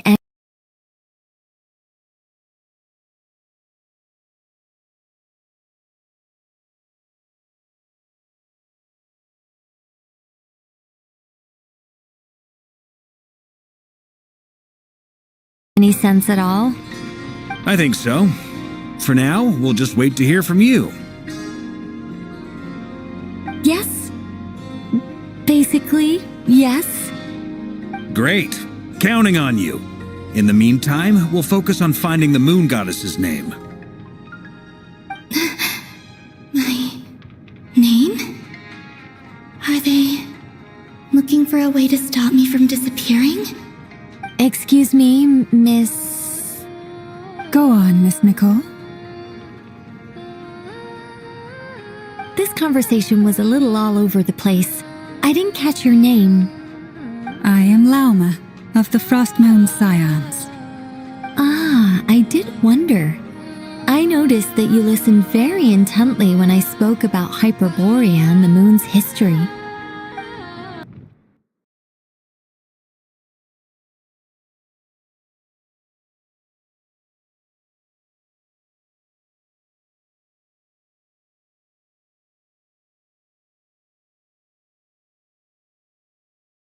If you'd be interested, I'd love to visit you this evening and go through it again in greater detail.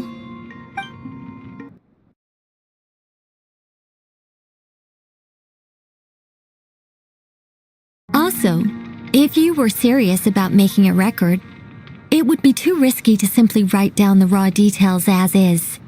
I would suggest some tweaks. Maybe rewrite the stories as fairy tales or fables, perhaps even prayers.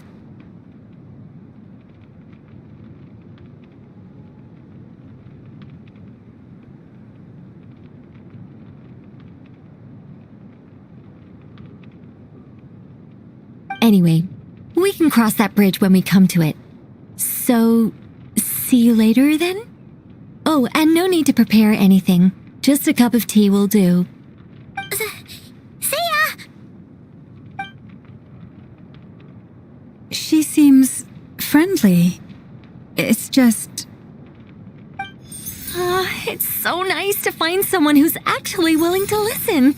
I've been dying for a chance to finally go through all this systematically from start to finish. Any longer and I'd probably start forgetting it.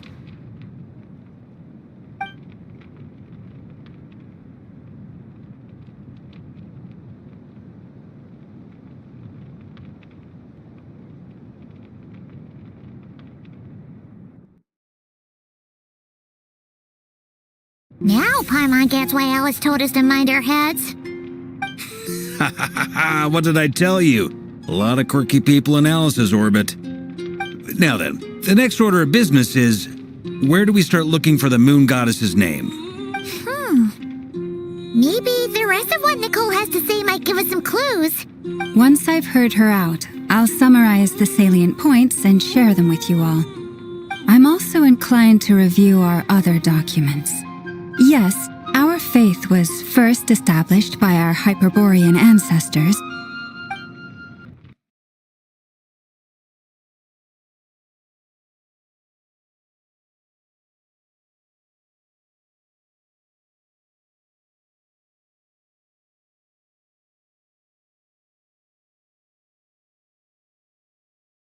But many of the more factually accurate records are from after Kuthar's birth.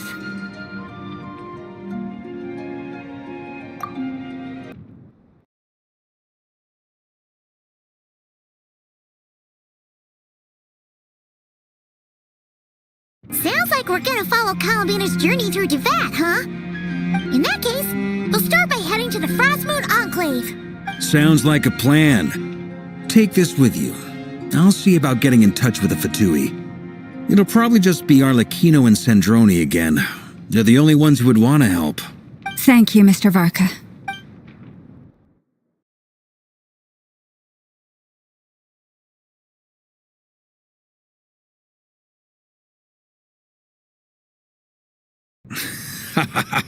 Don't mention it. Honestly, I'm more comfortable dealing with the Fatui than prying into the details of a young lady's childhood. Catch you later.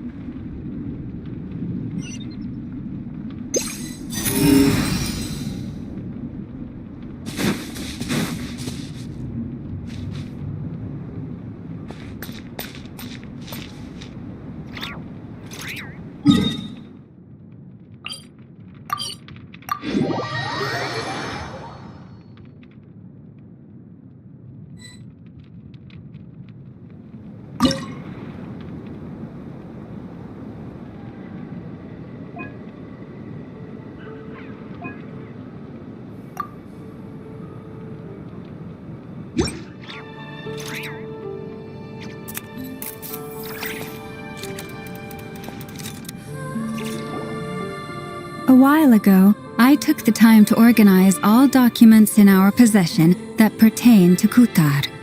What you see here is the material I consider reliable. You're saying there's unreliable material too? Yes. Most of the information we have was transmitted through an oral tradition. Inevitably, some of her stories were mythologized and deified over the years through countless retellings. That's why I organized them into reliable and unreliable.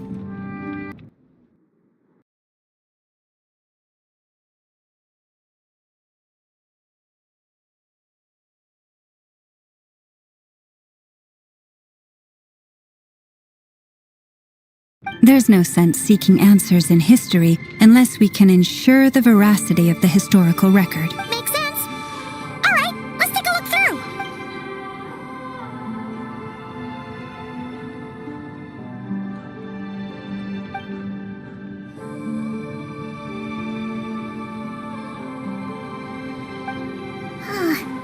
Almost all these records refer to Kutar instead of Columbina. Although neither of those is her real name. Paimon's not sure what point she's trying to make. What we can gather from these records is that the Frostmoon Scions worshipped her as a god, placing impossible expectations upon her. I cannot fault them for their earnest faith, but for all their devotion, worshipping her day in, day out changed nothing. I imagine that none of it resonated with Columbina. It wouldn't surprise me if, even back then, she had already begun to reject the name Kutar and everything it represented. Lama speaks the truth. When I heard them call upon Kutar with hope and expectation in their voices, they may as well have been calling upon somebody else.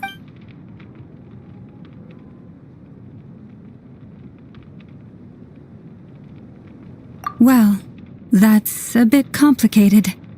I looked at the level of detail, perceived authenticity, prose style, and how realistic their portrayal of Kutar seemed to be. Amongst the Frostmoon Scions of today, only I know of her existence, and I alone have spoken to her face to face. As such, I know that there are certain things she simply would never do. That being said, I have sensed some changes in her lately. Changes? Me? Seems like this is getting us nowhere. For what it's worth, why don't we check the unreliable sources too? Sure. Give me a moment.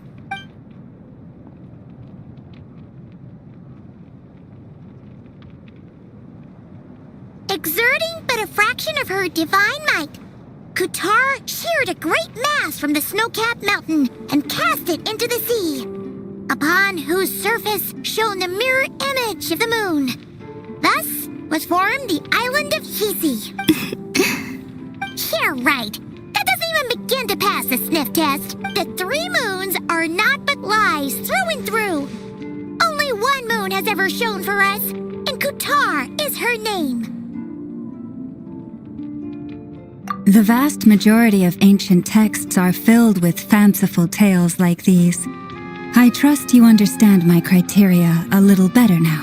Kutar did not speak, merely gazing into the distance in silence.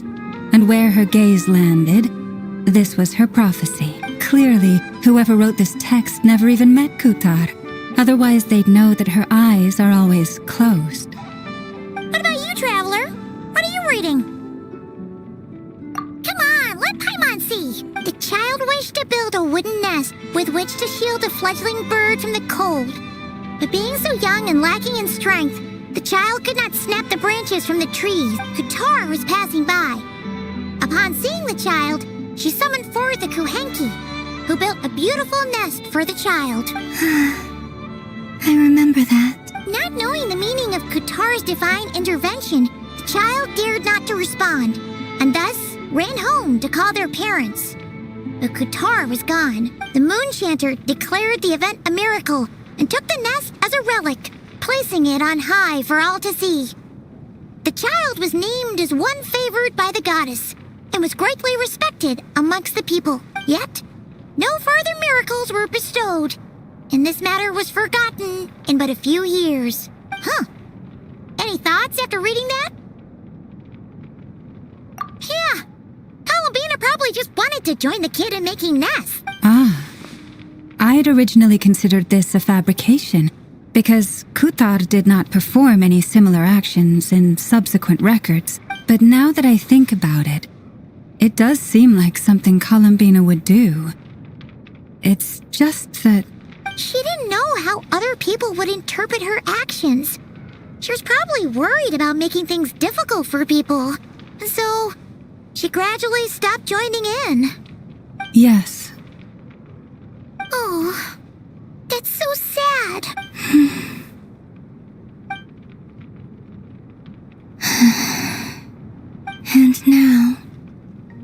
can make no such gestures of warmth, even if I want to.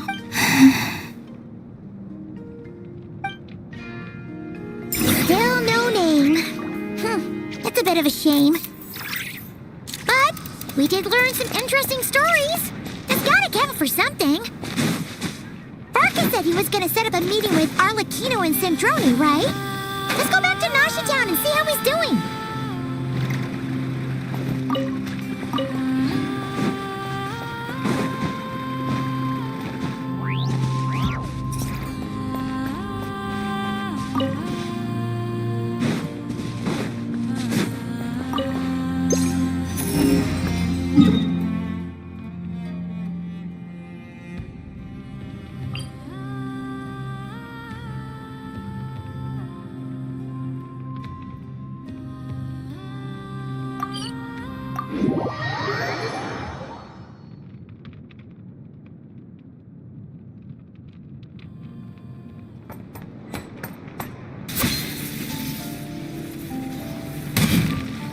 The doctor will see you now. Loaded. Let's see. There's Varka. Oh, and it's Durin and Albedo too. Yeah, this is pretty much the same place we bumped into each other last time. I convinced them to stick around a little longer. We were all waiting on people, so I figured having a little company would help pass the time. Ah, so you've been waiting for us? Does this mean that you've already arranged things with the Fatui? Sure does. Now you're back, we can go meet up with them together. How'd your investigation of the Frost Moon Enclave go? Well, we didn't find out Columbina's true name. But apart from that, it went pretty well. Aha, just as well that I didn't tag along then. I'm sure our moon goddess wouldn't want every man and his dog knowing all about her private life. Still, desperate times, desperate measures, I guess. Someone had to do it. So, Varka was waiting on us, but what about you two? Are you waiting for Alice? Oh, no, we already met with her. We discussed that experiment I mentioned to you last time. Oh, and she also handed me this communication device.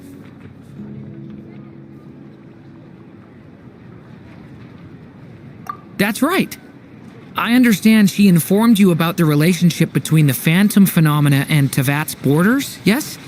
She wants me to help her with some more experiments on that front. She said that she'll contact me through this device with more information. Ah, I see. Following instructions and making observations. Pretty common research method. Takes me right back to Albedo's lab. Wait, then who exactly are you meeting? Someone you know. Albedo's met him too. But I don't think Miss Lauma or the Grand Master have been introduced. Introductions are overrated, especially in cases like this. It's you! So, it's not like the academia has prohibitions against going abroad. Also, I applied for leave. I've been writing to Hat Guy since obtaining a human form. I've already brought him up to speed on everything that's been going on in Nod-Krai. Hat Guy? Turns out, I actually have heard that name before. Oh? Then why did you react the same way I did? I only knew the name, not the fella. But since we're all here, let's do some introductions for what it's worth. I'm Varka, Grand Master of the Knights of Favonius. Lauma, Moon Chanter of the Frost Moon Scions. And I'm a Driosh from the Vahumana Darshan of the Sumero Academia. Hat Guy. Good to see you again, Mr. Guy. I believe we last saw each other on the boat ride here.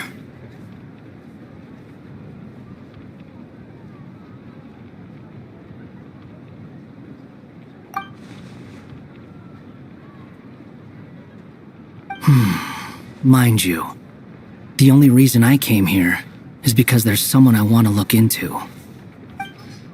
Who's that? The Doctor, also known as Dottore, second of the Fatui Harbingers.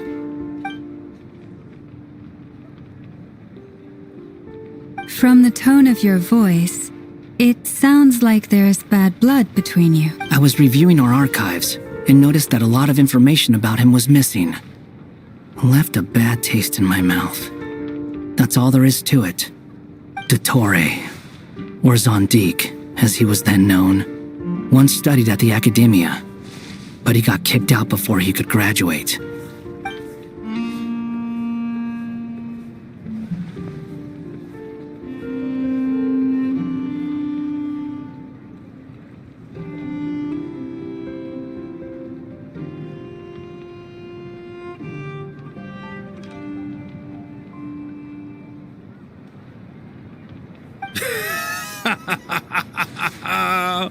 So the Harbinger's #2 man is a college dropout?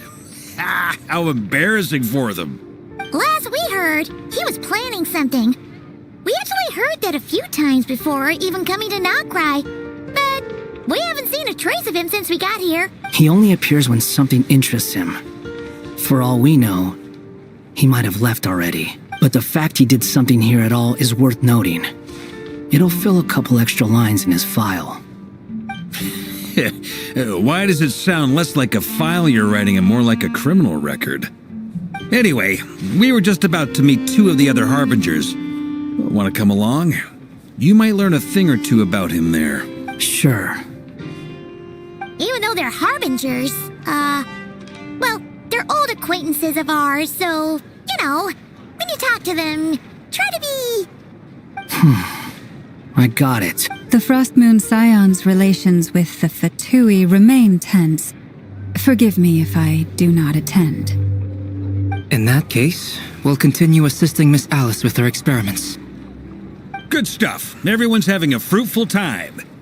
All right, we better get going. I'll lead the way.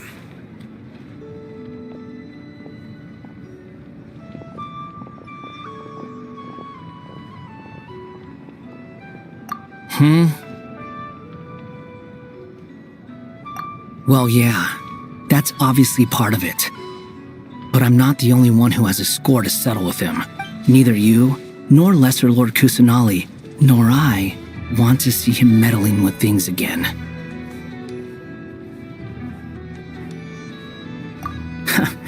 What's the hurry? Don't worry. Pigeons always know which way home is.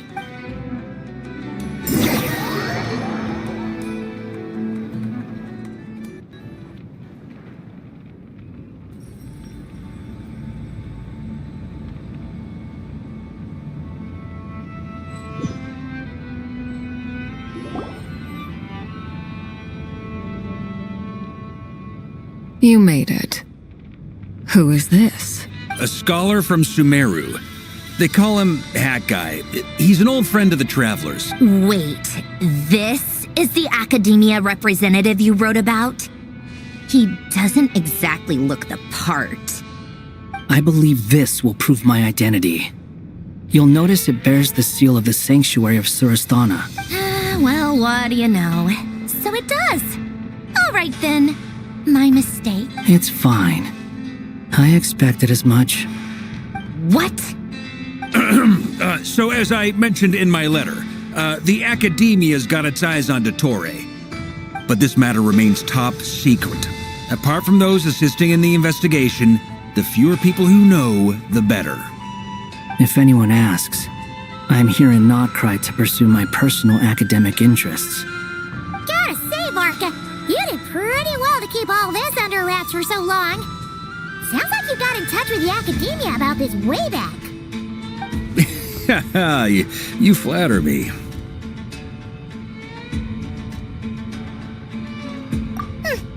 Where do I even start? Remember that time we fought Rerir at Star Sand Shoal? He sure let me have it then, didn't he? I'll bet Dottore had that all sketched out, with me as his convenient little pawn.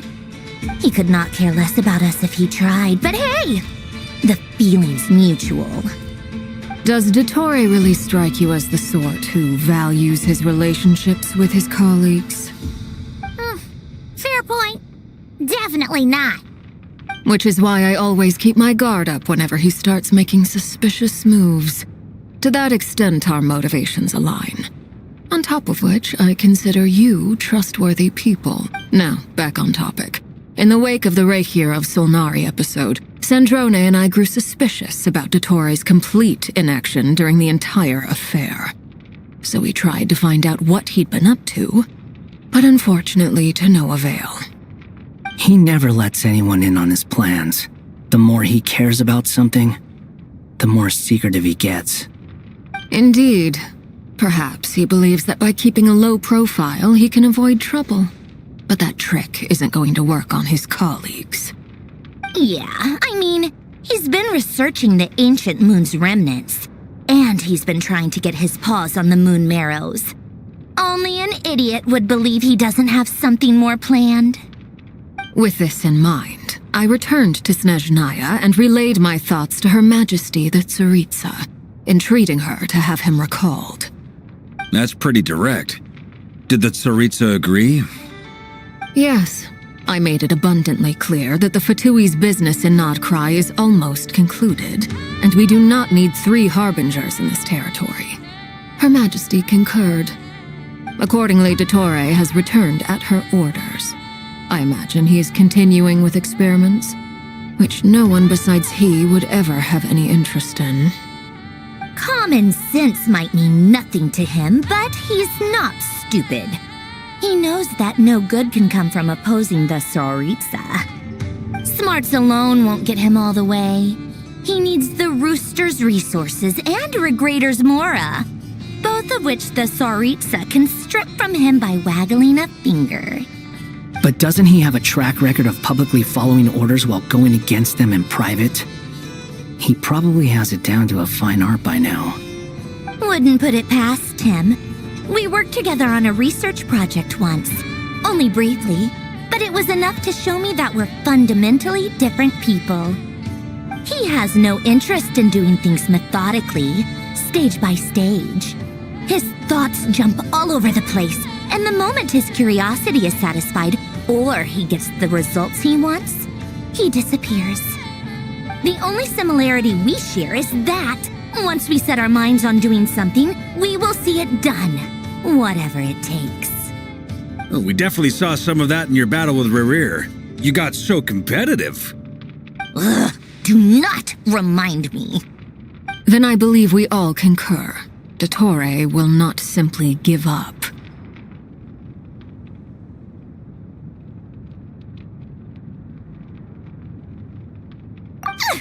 Fantastic. Now this is turning into a whole day of unpleasant memories. Ugh. Are you talking about the moon marrow stuff?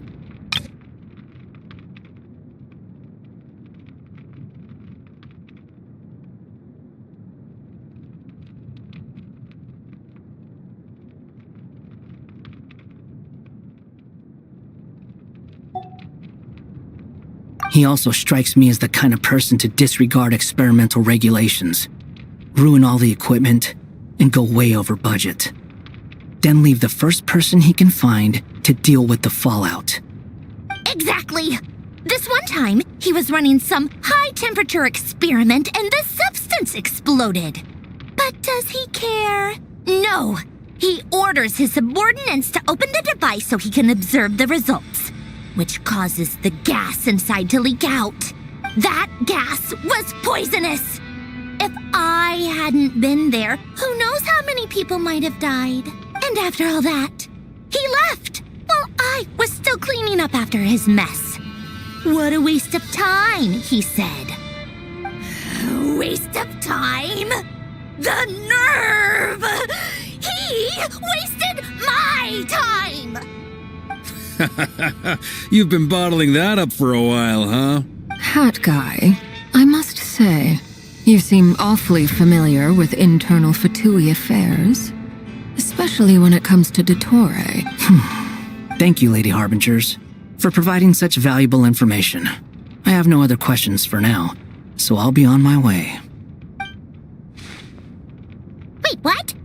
You're just gonna leave? You're welcome to join if you want. Ugh. Just when Paimon thought he'd finally mellowed out. He makes quite the impression. I'll say. I've met tons of headstrong people, but Not many of them would join me in bad-mouthing Anyway, back to the main agenda. Barca, you said that Columbina has gone missing? Or rather, disappeared. Yeah. We're working on building a connection between her and this world. The simplest method is to find out her real name. I've actually asked her that question before, but she said she didn't know. Considering our relationship, I doubt she was lying to me.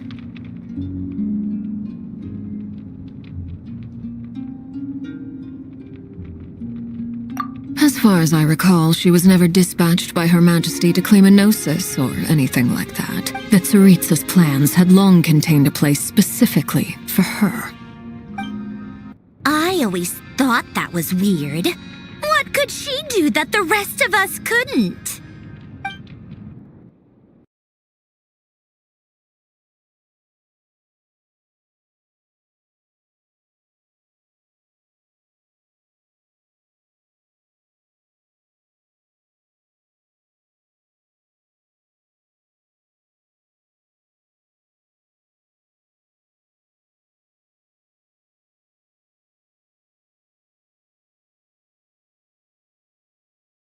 Knowing what we do now, it's probably something related to Kavaki, right? More than likely. When she first arrived, Columbina would often go to Her Majesty and ask when she could start the task assigned to her. But Her Majesty always gave the same reply. The time has not yet come. So she spent her days in Snezhnaya doing basically nothing. The Tsaritsa has summoned a beautiful blind maiden to be a harbinger, giving her the third seat by virtue only of her enchanting voice. It was a dumb and stupid rumor, but the reality of the situation made it hard to refute. And what happened after that? I imagine she stopped caring. She no longer seemed to care why she had been recruited, and Her Majesty never gave her any missions, so she just continued to sing in the flower garden. For my part, I was busy. So busy, in fact, that watching someone be that idol had me fuming.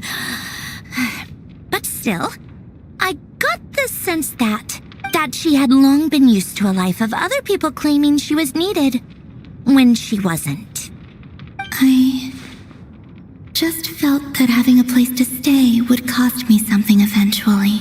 And so I waited quietly for the day that I would have to pay the price. And on the other end of that spectrum, you had me. Someone once told me that I had the lousiest work and the toughest luck. That's a good way of putting it. I forget who said it, but those words have always stuck with me. But you've done your job exceptionally well all this time. Because at heart, you are a conscientious person. What is it? Something come to mind?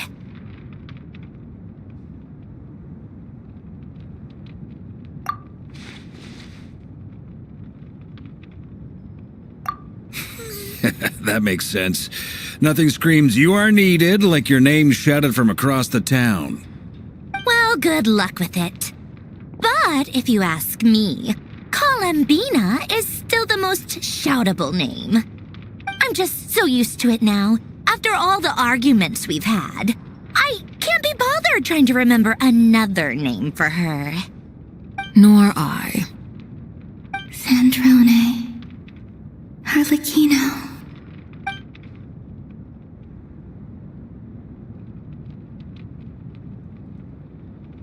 Huh! It's a Sealy! Does that mean Nicole has news for us?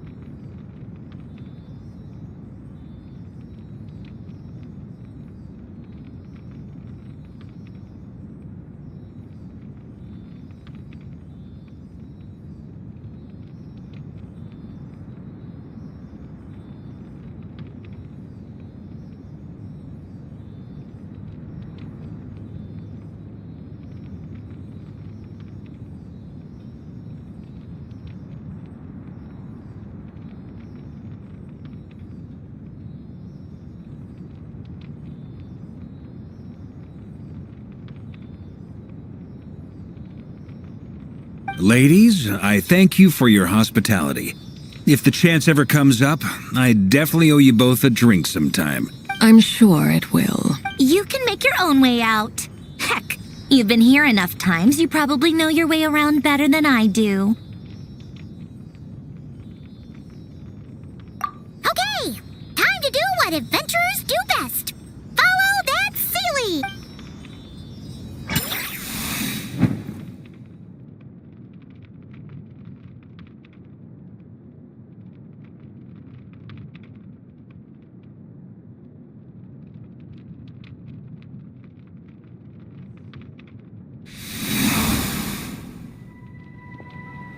Here you are.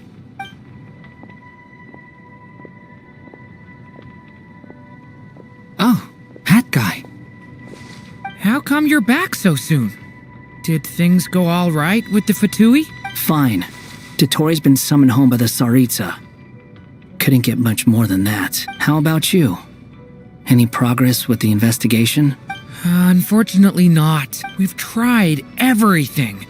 Different phantoms, different locations, different points in history. But the results are the same each time. Abyssal monsters roaming the land. People crying out in despair, with no hope of being rescued.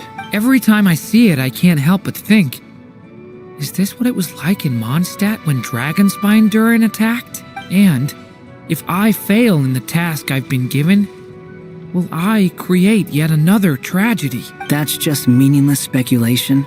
When we encountered similar phenomena previously, I tried to interfere with those illusions, using sounds and lights to guide them. However, we could not change their fates. At most, we were able to extend their existences. The events of the past are like fate that has been written into Irminsul. There isn't a living thing in Teyvat that can escape its past. But Miss Alice instructed us to try to find ways to change the outcome that these phantoms face. It's an impossible task. Can't you just refuse? Since she asked us to do this, I feel like it can't truly be impossible. Or if it is, well, mages can make the impossible possible. I could not have been born as Durin otherwise. But you also said that your past 39 attempts were fruitless. That's true. But you're still going. Yes.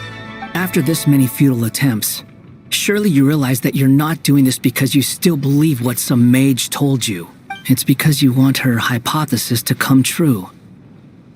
It's something you wish for deep inside. So, think for yourself about what you want to do.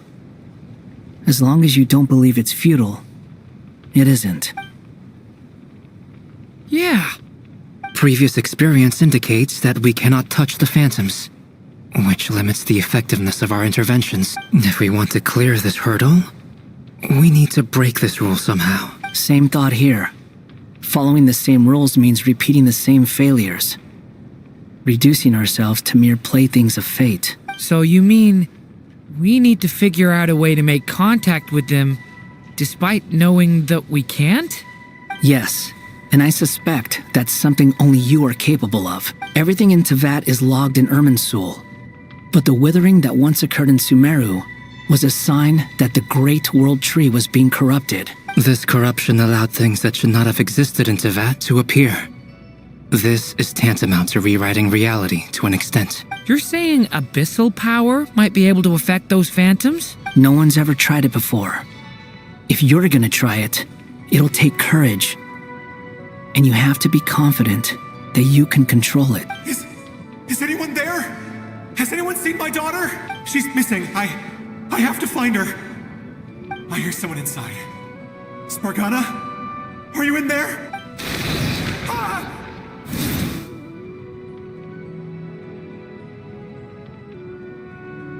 If I can use my abyssal powers to warn him that there is danger here, maybe it'll change his decision. Maybe he'll stay away.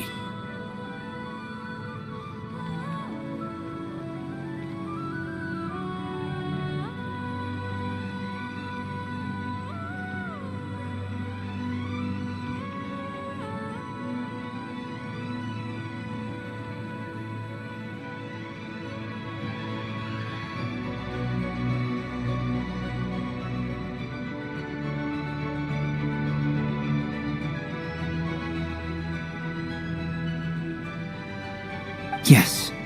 The important thing is not the nature of the power, but rather how you use it. To intimidate and obstruct. Sounds about right for the Abyss. Let me try. I should be able to influence that thing.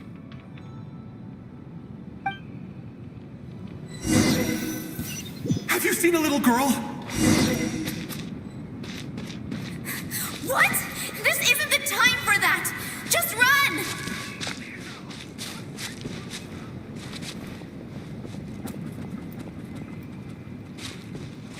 I hear someone inside. Spargana? Are you in there? Where are all these monsters coming from?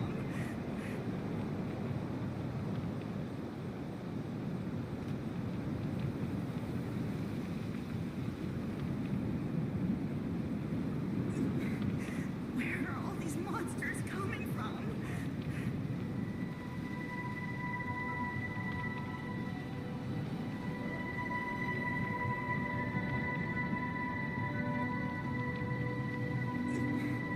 Where are all these monsters coming from?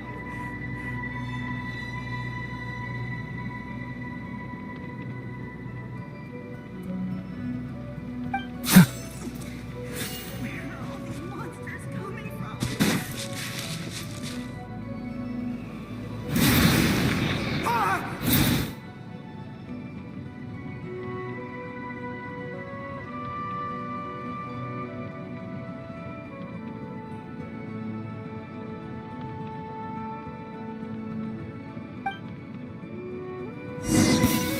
Have you seen a little girl?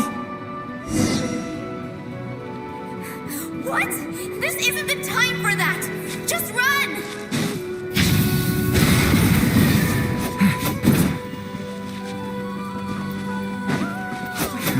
I hear someone inside.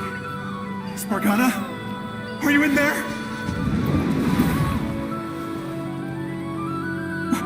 What is this? Looks dangerous. I should get out of here.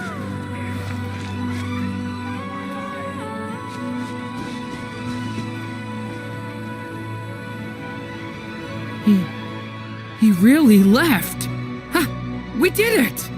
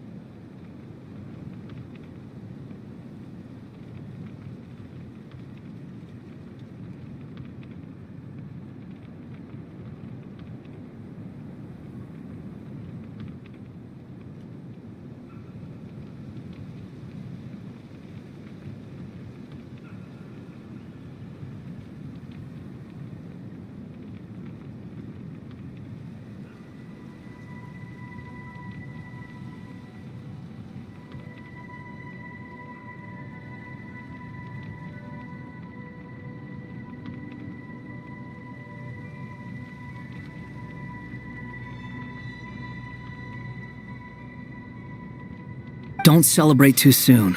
Follow him. See what he does next.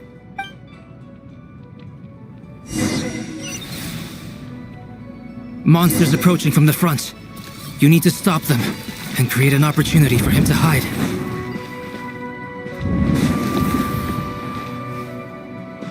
No! There's monsters ahead!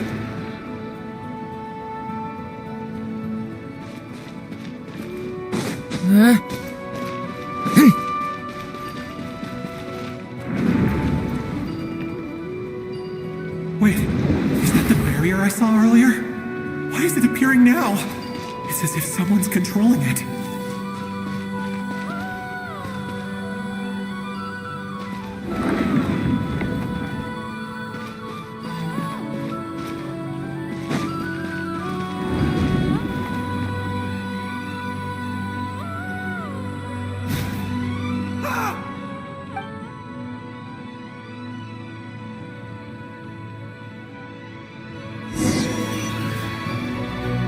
Monsters approaching from the front.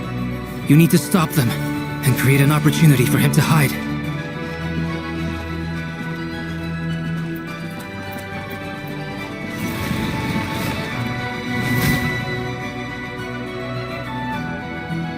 Help me!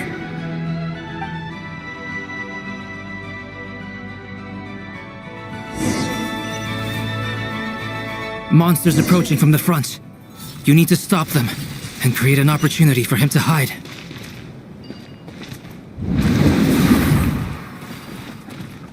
No! There's monsters ahead!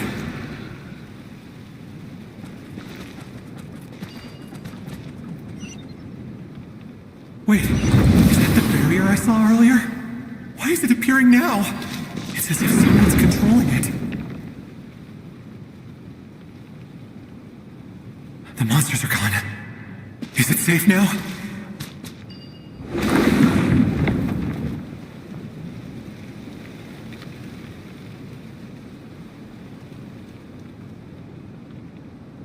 The barrier's gone too. How odd.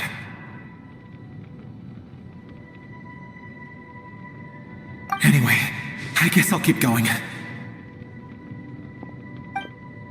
Quickly, let's keep up.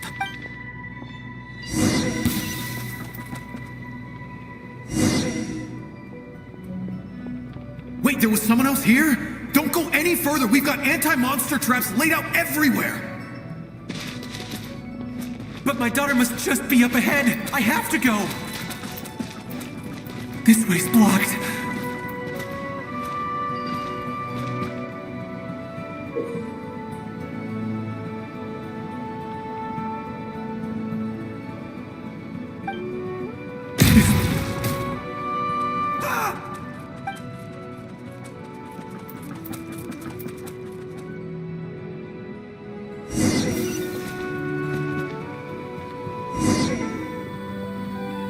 Wait, there was someone else here? Don't go any further. We've got anti-monster traps laid out everywhere. But my daughter must just be up ahead. I have to go. This way's blocked.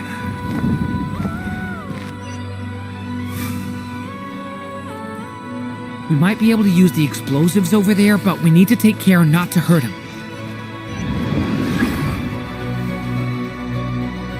I'll use the barrier to keep him at a safe distance. This barrier seems to be helping me somehow.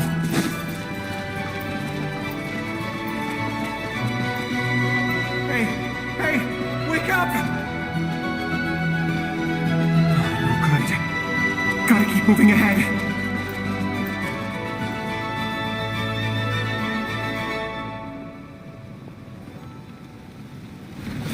So many monsters! There's still a chance, Durin. Use the traps.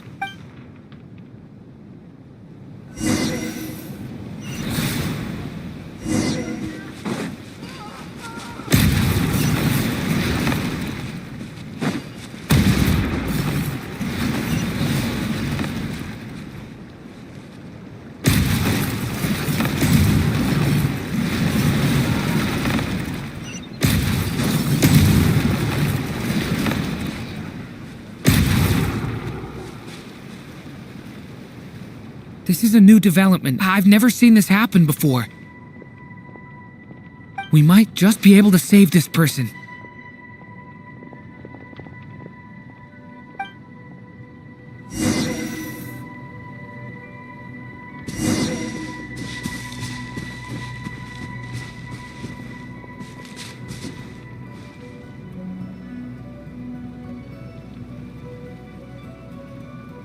Hello there. Have you seen my daughter? Spargana's her name. She's carrying a large backpack. Get out while you still can, you fool. You won't find any survivors here. But I can't just leave her here. She must be so scared right now. Sorry.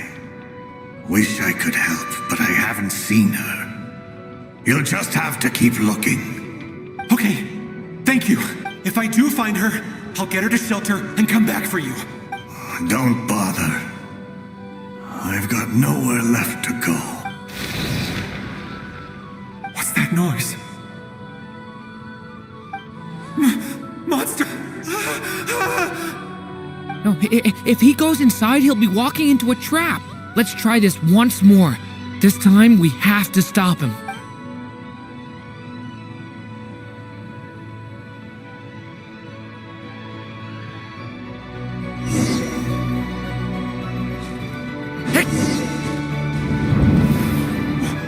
Why? How will I know where Spargana's gone like this? You know what? I'll trust this strange barrier. It's gotten me this far after all.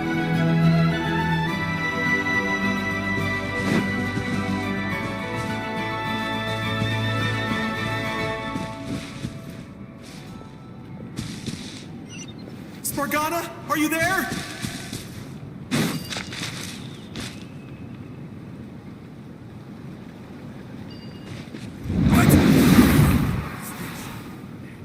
Hey! Let us out!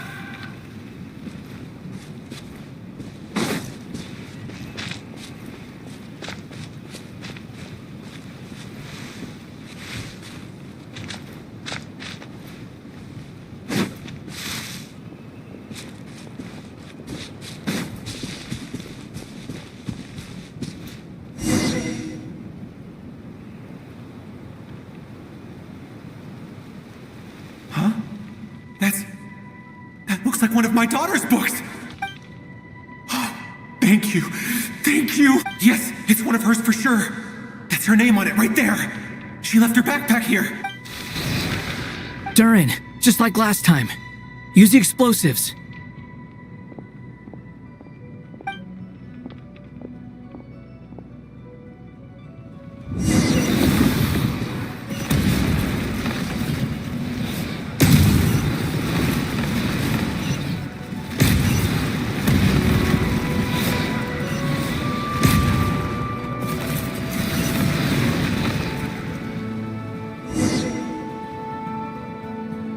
It won't work. There's not enough left. If he makes it in, he'll die. But then, this clue could be the key to him finding his daughter. It might not be the only one. Better he misses that clue than loses his life. I guess so.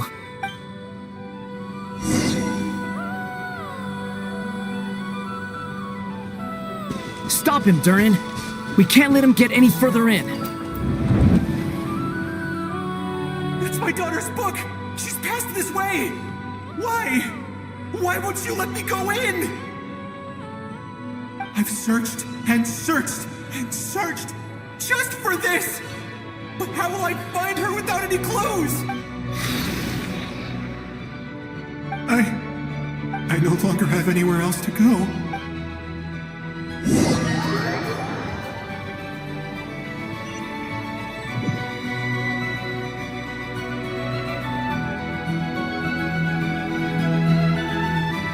I'm sorry.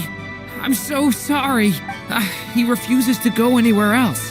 Whether he opens this door or not, all that awaits him now is death. We couldn't change his fate. Albedo? Hat Guy? Let's try one more time. I don't know how we're gonna do this, but I don't want to give up either.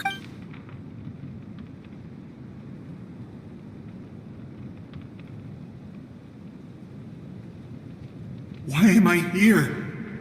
What's going on? All these scenes running through my head. Where are they from? Huh? What's going on? His reactions have changed. How many times have I... What's happening to me? Huh? Wait. Who are you? You can see us now? I feel like I always could, but that I only just realized you were there. I'm sorry, I don't know how to describe what I'm feeling. But you were the ones guiding me using that marked barrier, right? I haven't done anything yet, but those monsters, those deaths, they feel like memories. Like things I really did experience. I won't find my daughter. In fact, I'll ultimately die trying to find her. Isn't that right? Well, no, it isn't. Yes, it is. Even so, we're trying to find a way out of this. You've not seen my daughter either, have you? It seems she really isn't here.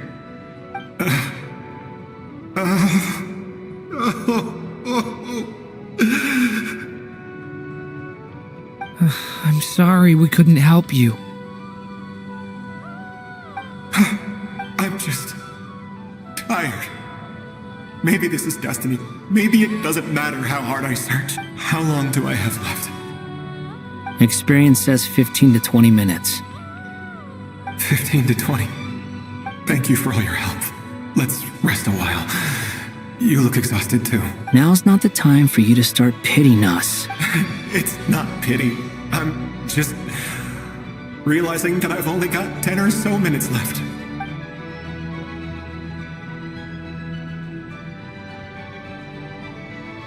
You say you're from Mondstadt, yes? A place with windmills, where people enjoy limitless freedom? And you're from Sumeru, where they've built an academy into a giant tree? Yes. It seems you've never heard of either place. Those names are unknown to me, I'm afraid. Yes. Have you heard of Hyperborea? I have, but I heard that it was destroyed in the distant past. I see. That was where my ancestors once lived. What about Delphi Pytho? Was it later rebuilt? I've never heard that name. Then what about Sal Vindaknir? I have seen that name on stone tablets on Dragonspine. But I'm afraid the only things left of that place are its ruins. I see. Sure enough, there was no way to turn this around, huh? I'm sorry. I was the one who asked to chat, but it seems like we're too many ages apart. There's barely any common ground to start from. It's all right. We did hear something new, at least. From how you speak of your lives, things must be going all right for you, I guess. They are. Mondstadt is a place of freedom and happiness. There's a lot of good people in the church and the Knights of Favonius, and even outsiders find that it's an easy place to feel at home. We have festivals a few times a year. Everyone gets together to drink, sing, and be merry. Sumeru is a lot more uptight. Not really the kind of place where you can relax. It's a nation fraught with problems wherever you look. But if all you want in life is to seek knowledge, I guess it's pretty much paradise. That's wonderful. In other words, after this all-devouring black tide passed, humanity did not merely avoid extinction, but rose to build prosperous civilizations anew. I mean, I can see you all right now. That must mean the future isn't a total mess, right? That's true. Well, time's almost up. Let's part ways, I think. Might be best if you don't waste too much time on me. The chances are slim, I know, but I'd like to spend these last few minutes looking for Spargana. If things work out, I'd love to tell her about what I've heard. May we meet again. Well, or not, most probably. In that case, may your wishes come true.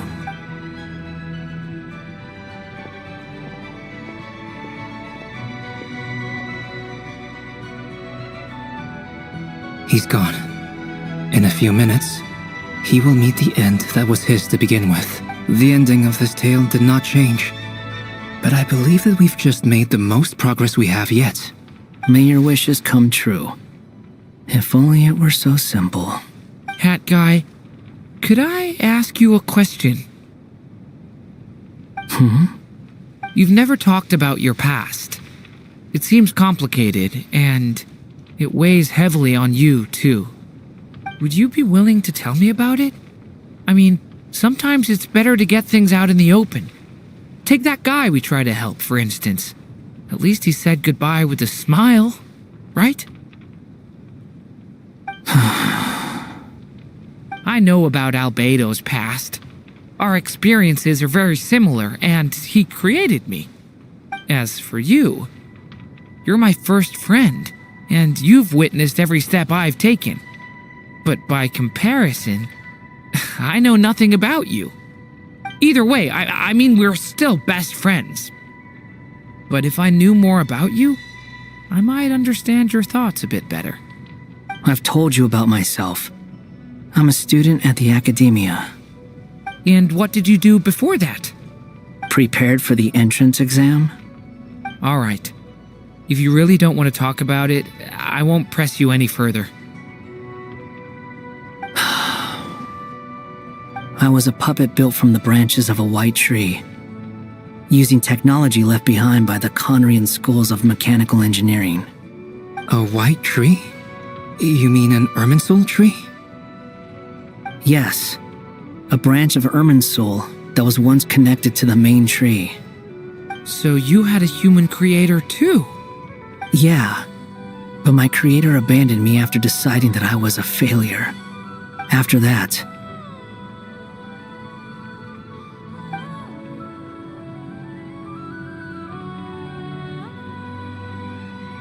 Durin, resisting the influence of the abyss, suppressing the urge to destroy, trying to do the right thing. None of these things are easy, but no matter how hard they are, trying to rewrite past wrongs is far harder. You asked me if you would create a new tragedy if you failed. I told you there was no point speculating about that, but the real answer is yes. You absolutely will. That guy.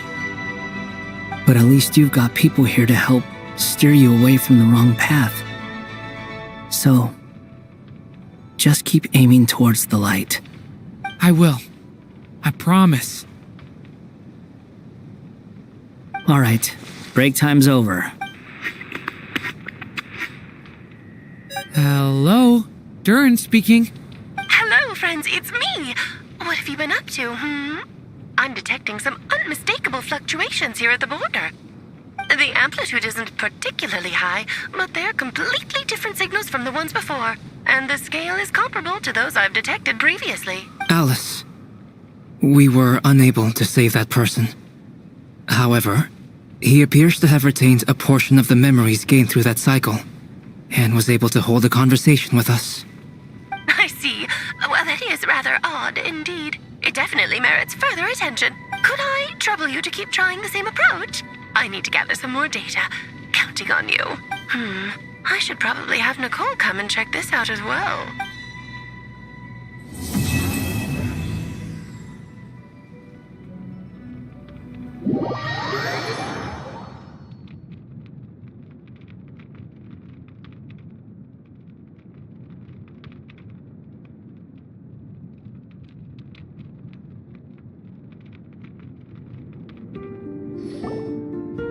There you are.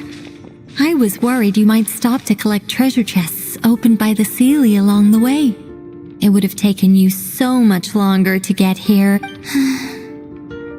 Another conversation I cannot hear. I am delighted to see that you understand what takes priority, and that your adventurer's instinct has not swayed your resolve.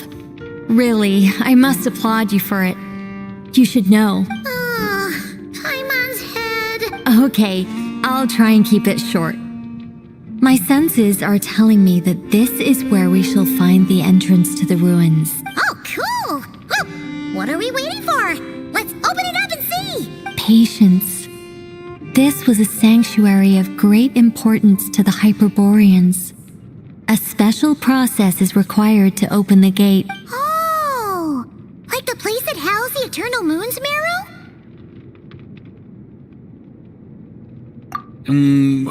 Okay, so what's the plan? Need us to do anything? And just the short version, if you can. Ah. All right then.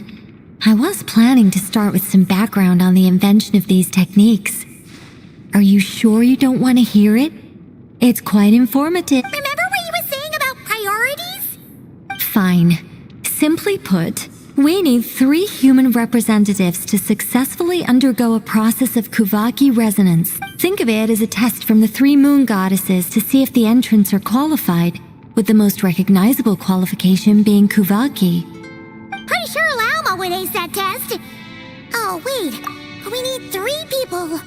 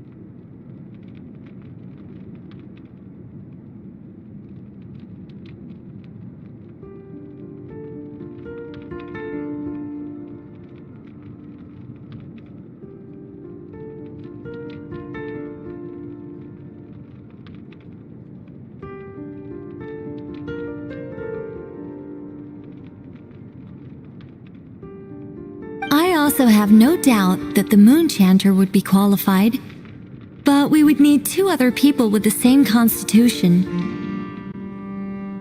Therefore, the most feasible method is not so much to follow the rules, but to figure out how the test functions and find a workaround. I've done some research, and it turns out the mechanism is rather crude. We'll simply need humans to stand before it who have sufficient Kuvaki energy within them. I'm with you so far. How do we get the Kuvaki in them? The easiest way would be transfusion. Take some Kuvaki from Nod-Krai's soil, put it into the bloodstream, and get it circulating in the body. So we're going to cheat on the test? Precisely. There are other methods, but this is the simplest one. Cheating the system is much easier than trying to hide from it. Sorry? Does the idea of cheating upset you, Miss Lauma? No, that's not it. I suddenly had an idea. Oh, what is it? It's about Moon Prayer Night. I figured out a way for Kuthar to join in the festivities. But as Paimon said, we need to have our priorities straight. Let's get back to the test. I'll follow up with Nefer on the festival arrangements.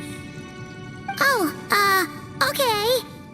Anyway, is this really the best method we have? A Kuvaki transfusion sounds dangerous, no matter how you slice it. If you think that's dangerous, wait till you hear the other methods. I'd be more than happy to go through them if you'd like. There are several. No need, we're good. Let's go with this one. Very well. Kuvaki transfusion it is. Now, I should mention that the risks can be greater or lower depending on individual compatibility. It would be rash to simply infuse the Kuvaki and hope for the best.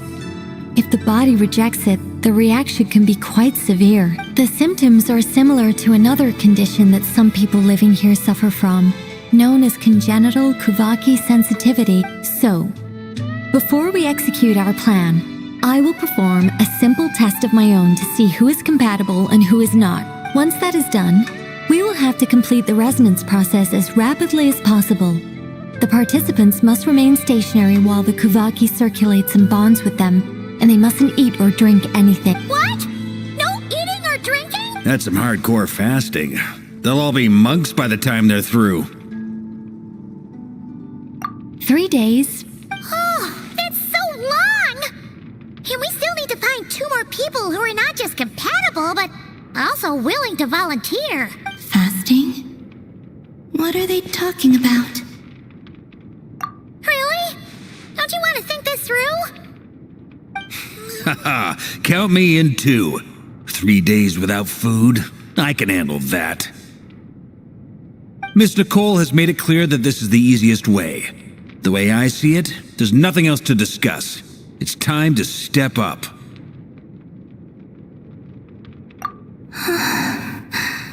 Yeah, you're right. In that case, Paimon volunteers to be captain of logistics. She'll keep the fires lit and grab some spare clothes to keep you comfortable. Then we'll start with you first, traveler. Please step forward.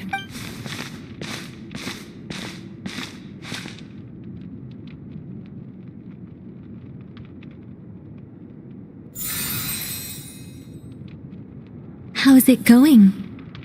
Do you feel anything?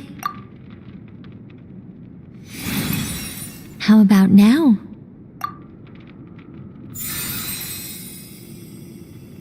And now?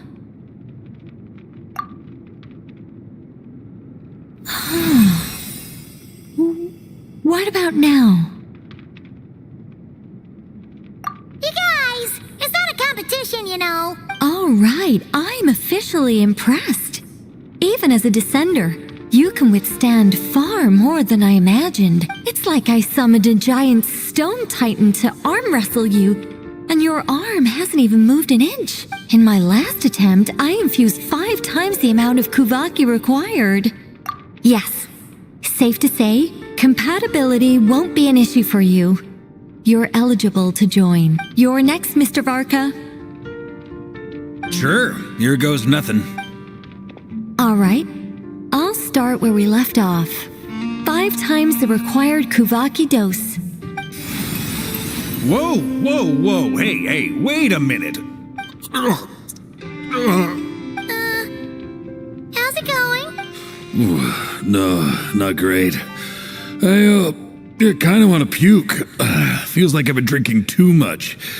A few bottles of wine, then a big stein of Dark Horse. Some hard liquor from Leo I mixed in. You think this is funny? I just lost to a young lady in an arm wrestling contest. I'm never gonna live that down. My apologies. I'll lower the concentration and try again.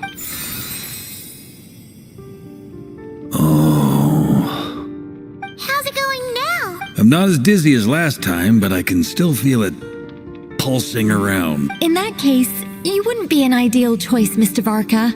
Let's try someone else. Okay. Let's go ask some of our other friends that...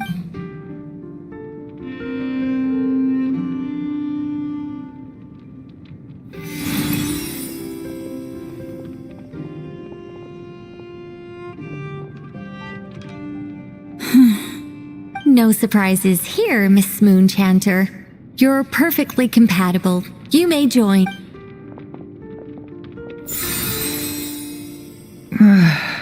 I'm getting a slight headache. Shame. You were so close. Whoa, I'm itching all over. Allergic reaction. We can't have that. Huh? Well, are you gonna start a what? The Hexen Circle is an organization that cares for and protects children. We will not have them do dangerous things. Not even tests.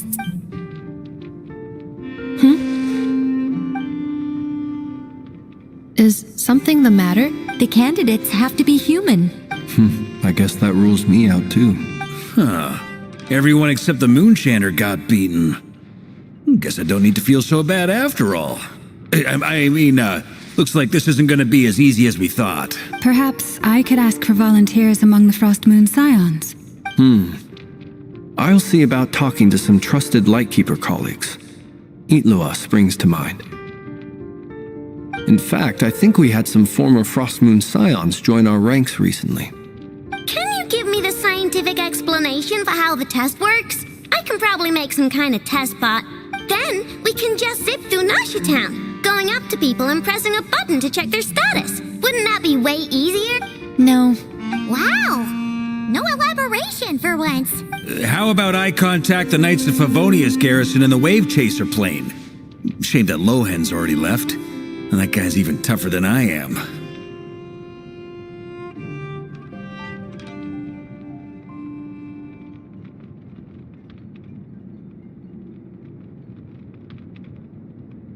Strange.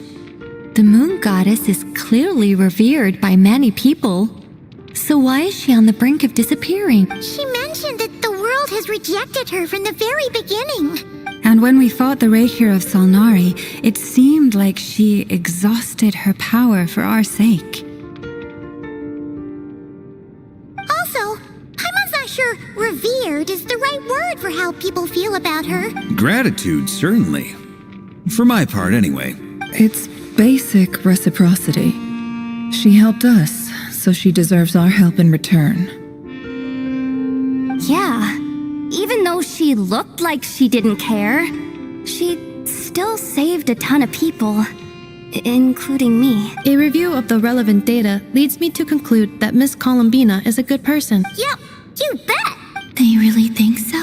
I'm super surprised that Columbina isn't her actual name, though. I think it really suits her. It's light and graceful and, yeah, just a really pretty name. I know, right? Unfortunately, that's not our decision to make. Columbina. That was the code name the Fatui gave me. But it also came up in the song I heard when I was born. But is that really all there is to it? What do I truly think of my own name? Is there anyone left who will still call me by that name?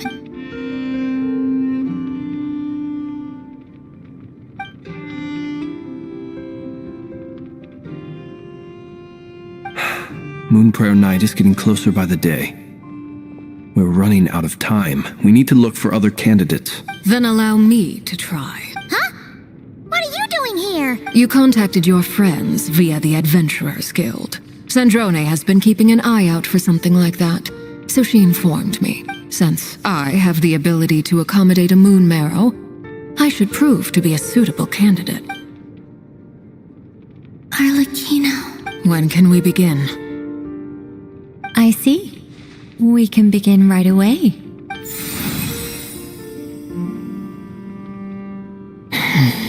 How was it?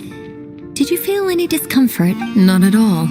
Then it seems we shan't need to look for additional candidates after all. Great! Cool. All right, like Paimon said, the rest of us can take turns making sure the three of them stay warm and comfy. Then my job is to take care of the caretakers. I will ensure everyone receives food and accommodation. I'm ready as well.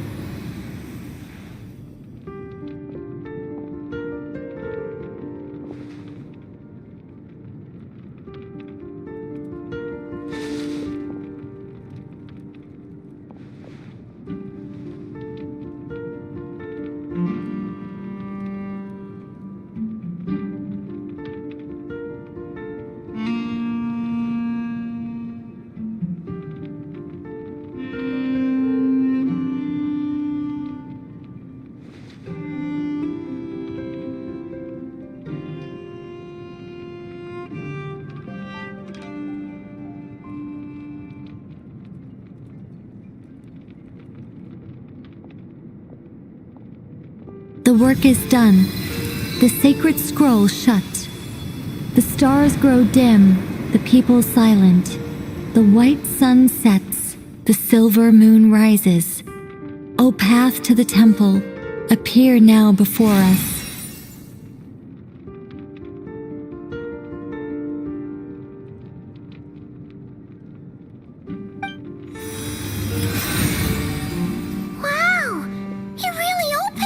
So that's what all this is about. They've been trying to open this gate. Come, let us enter. It might be best to eat something first. Take care to chew properly and swallow slowly. It will give your body time to readjust to the digestion process. They will head in soon. They will need to enter this gate.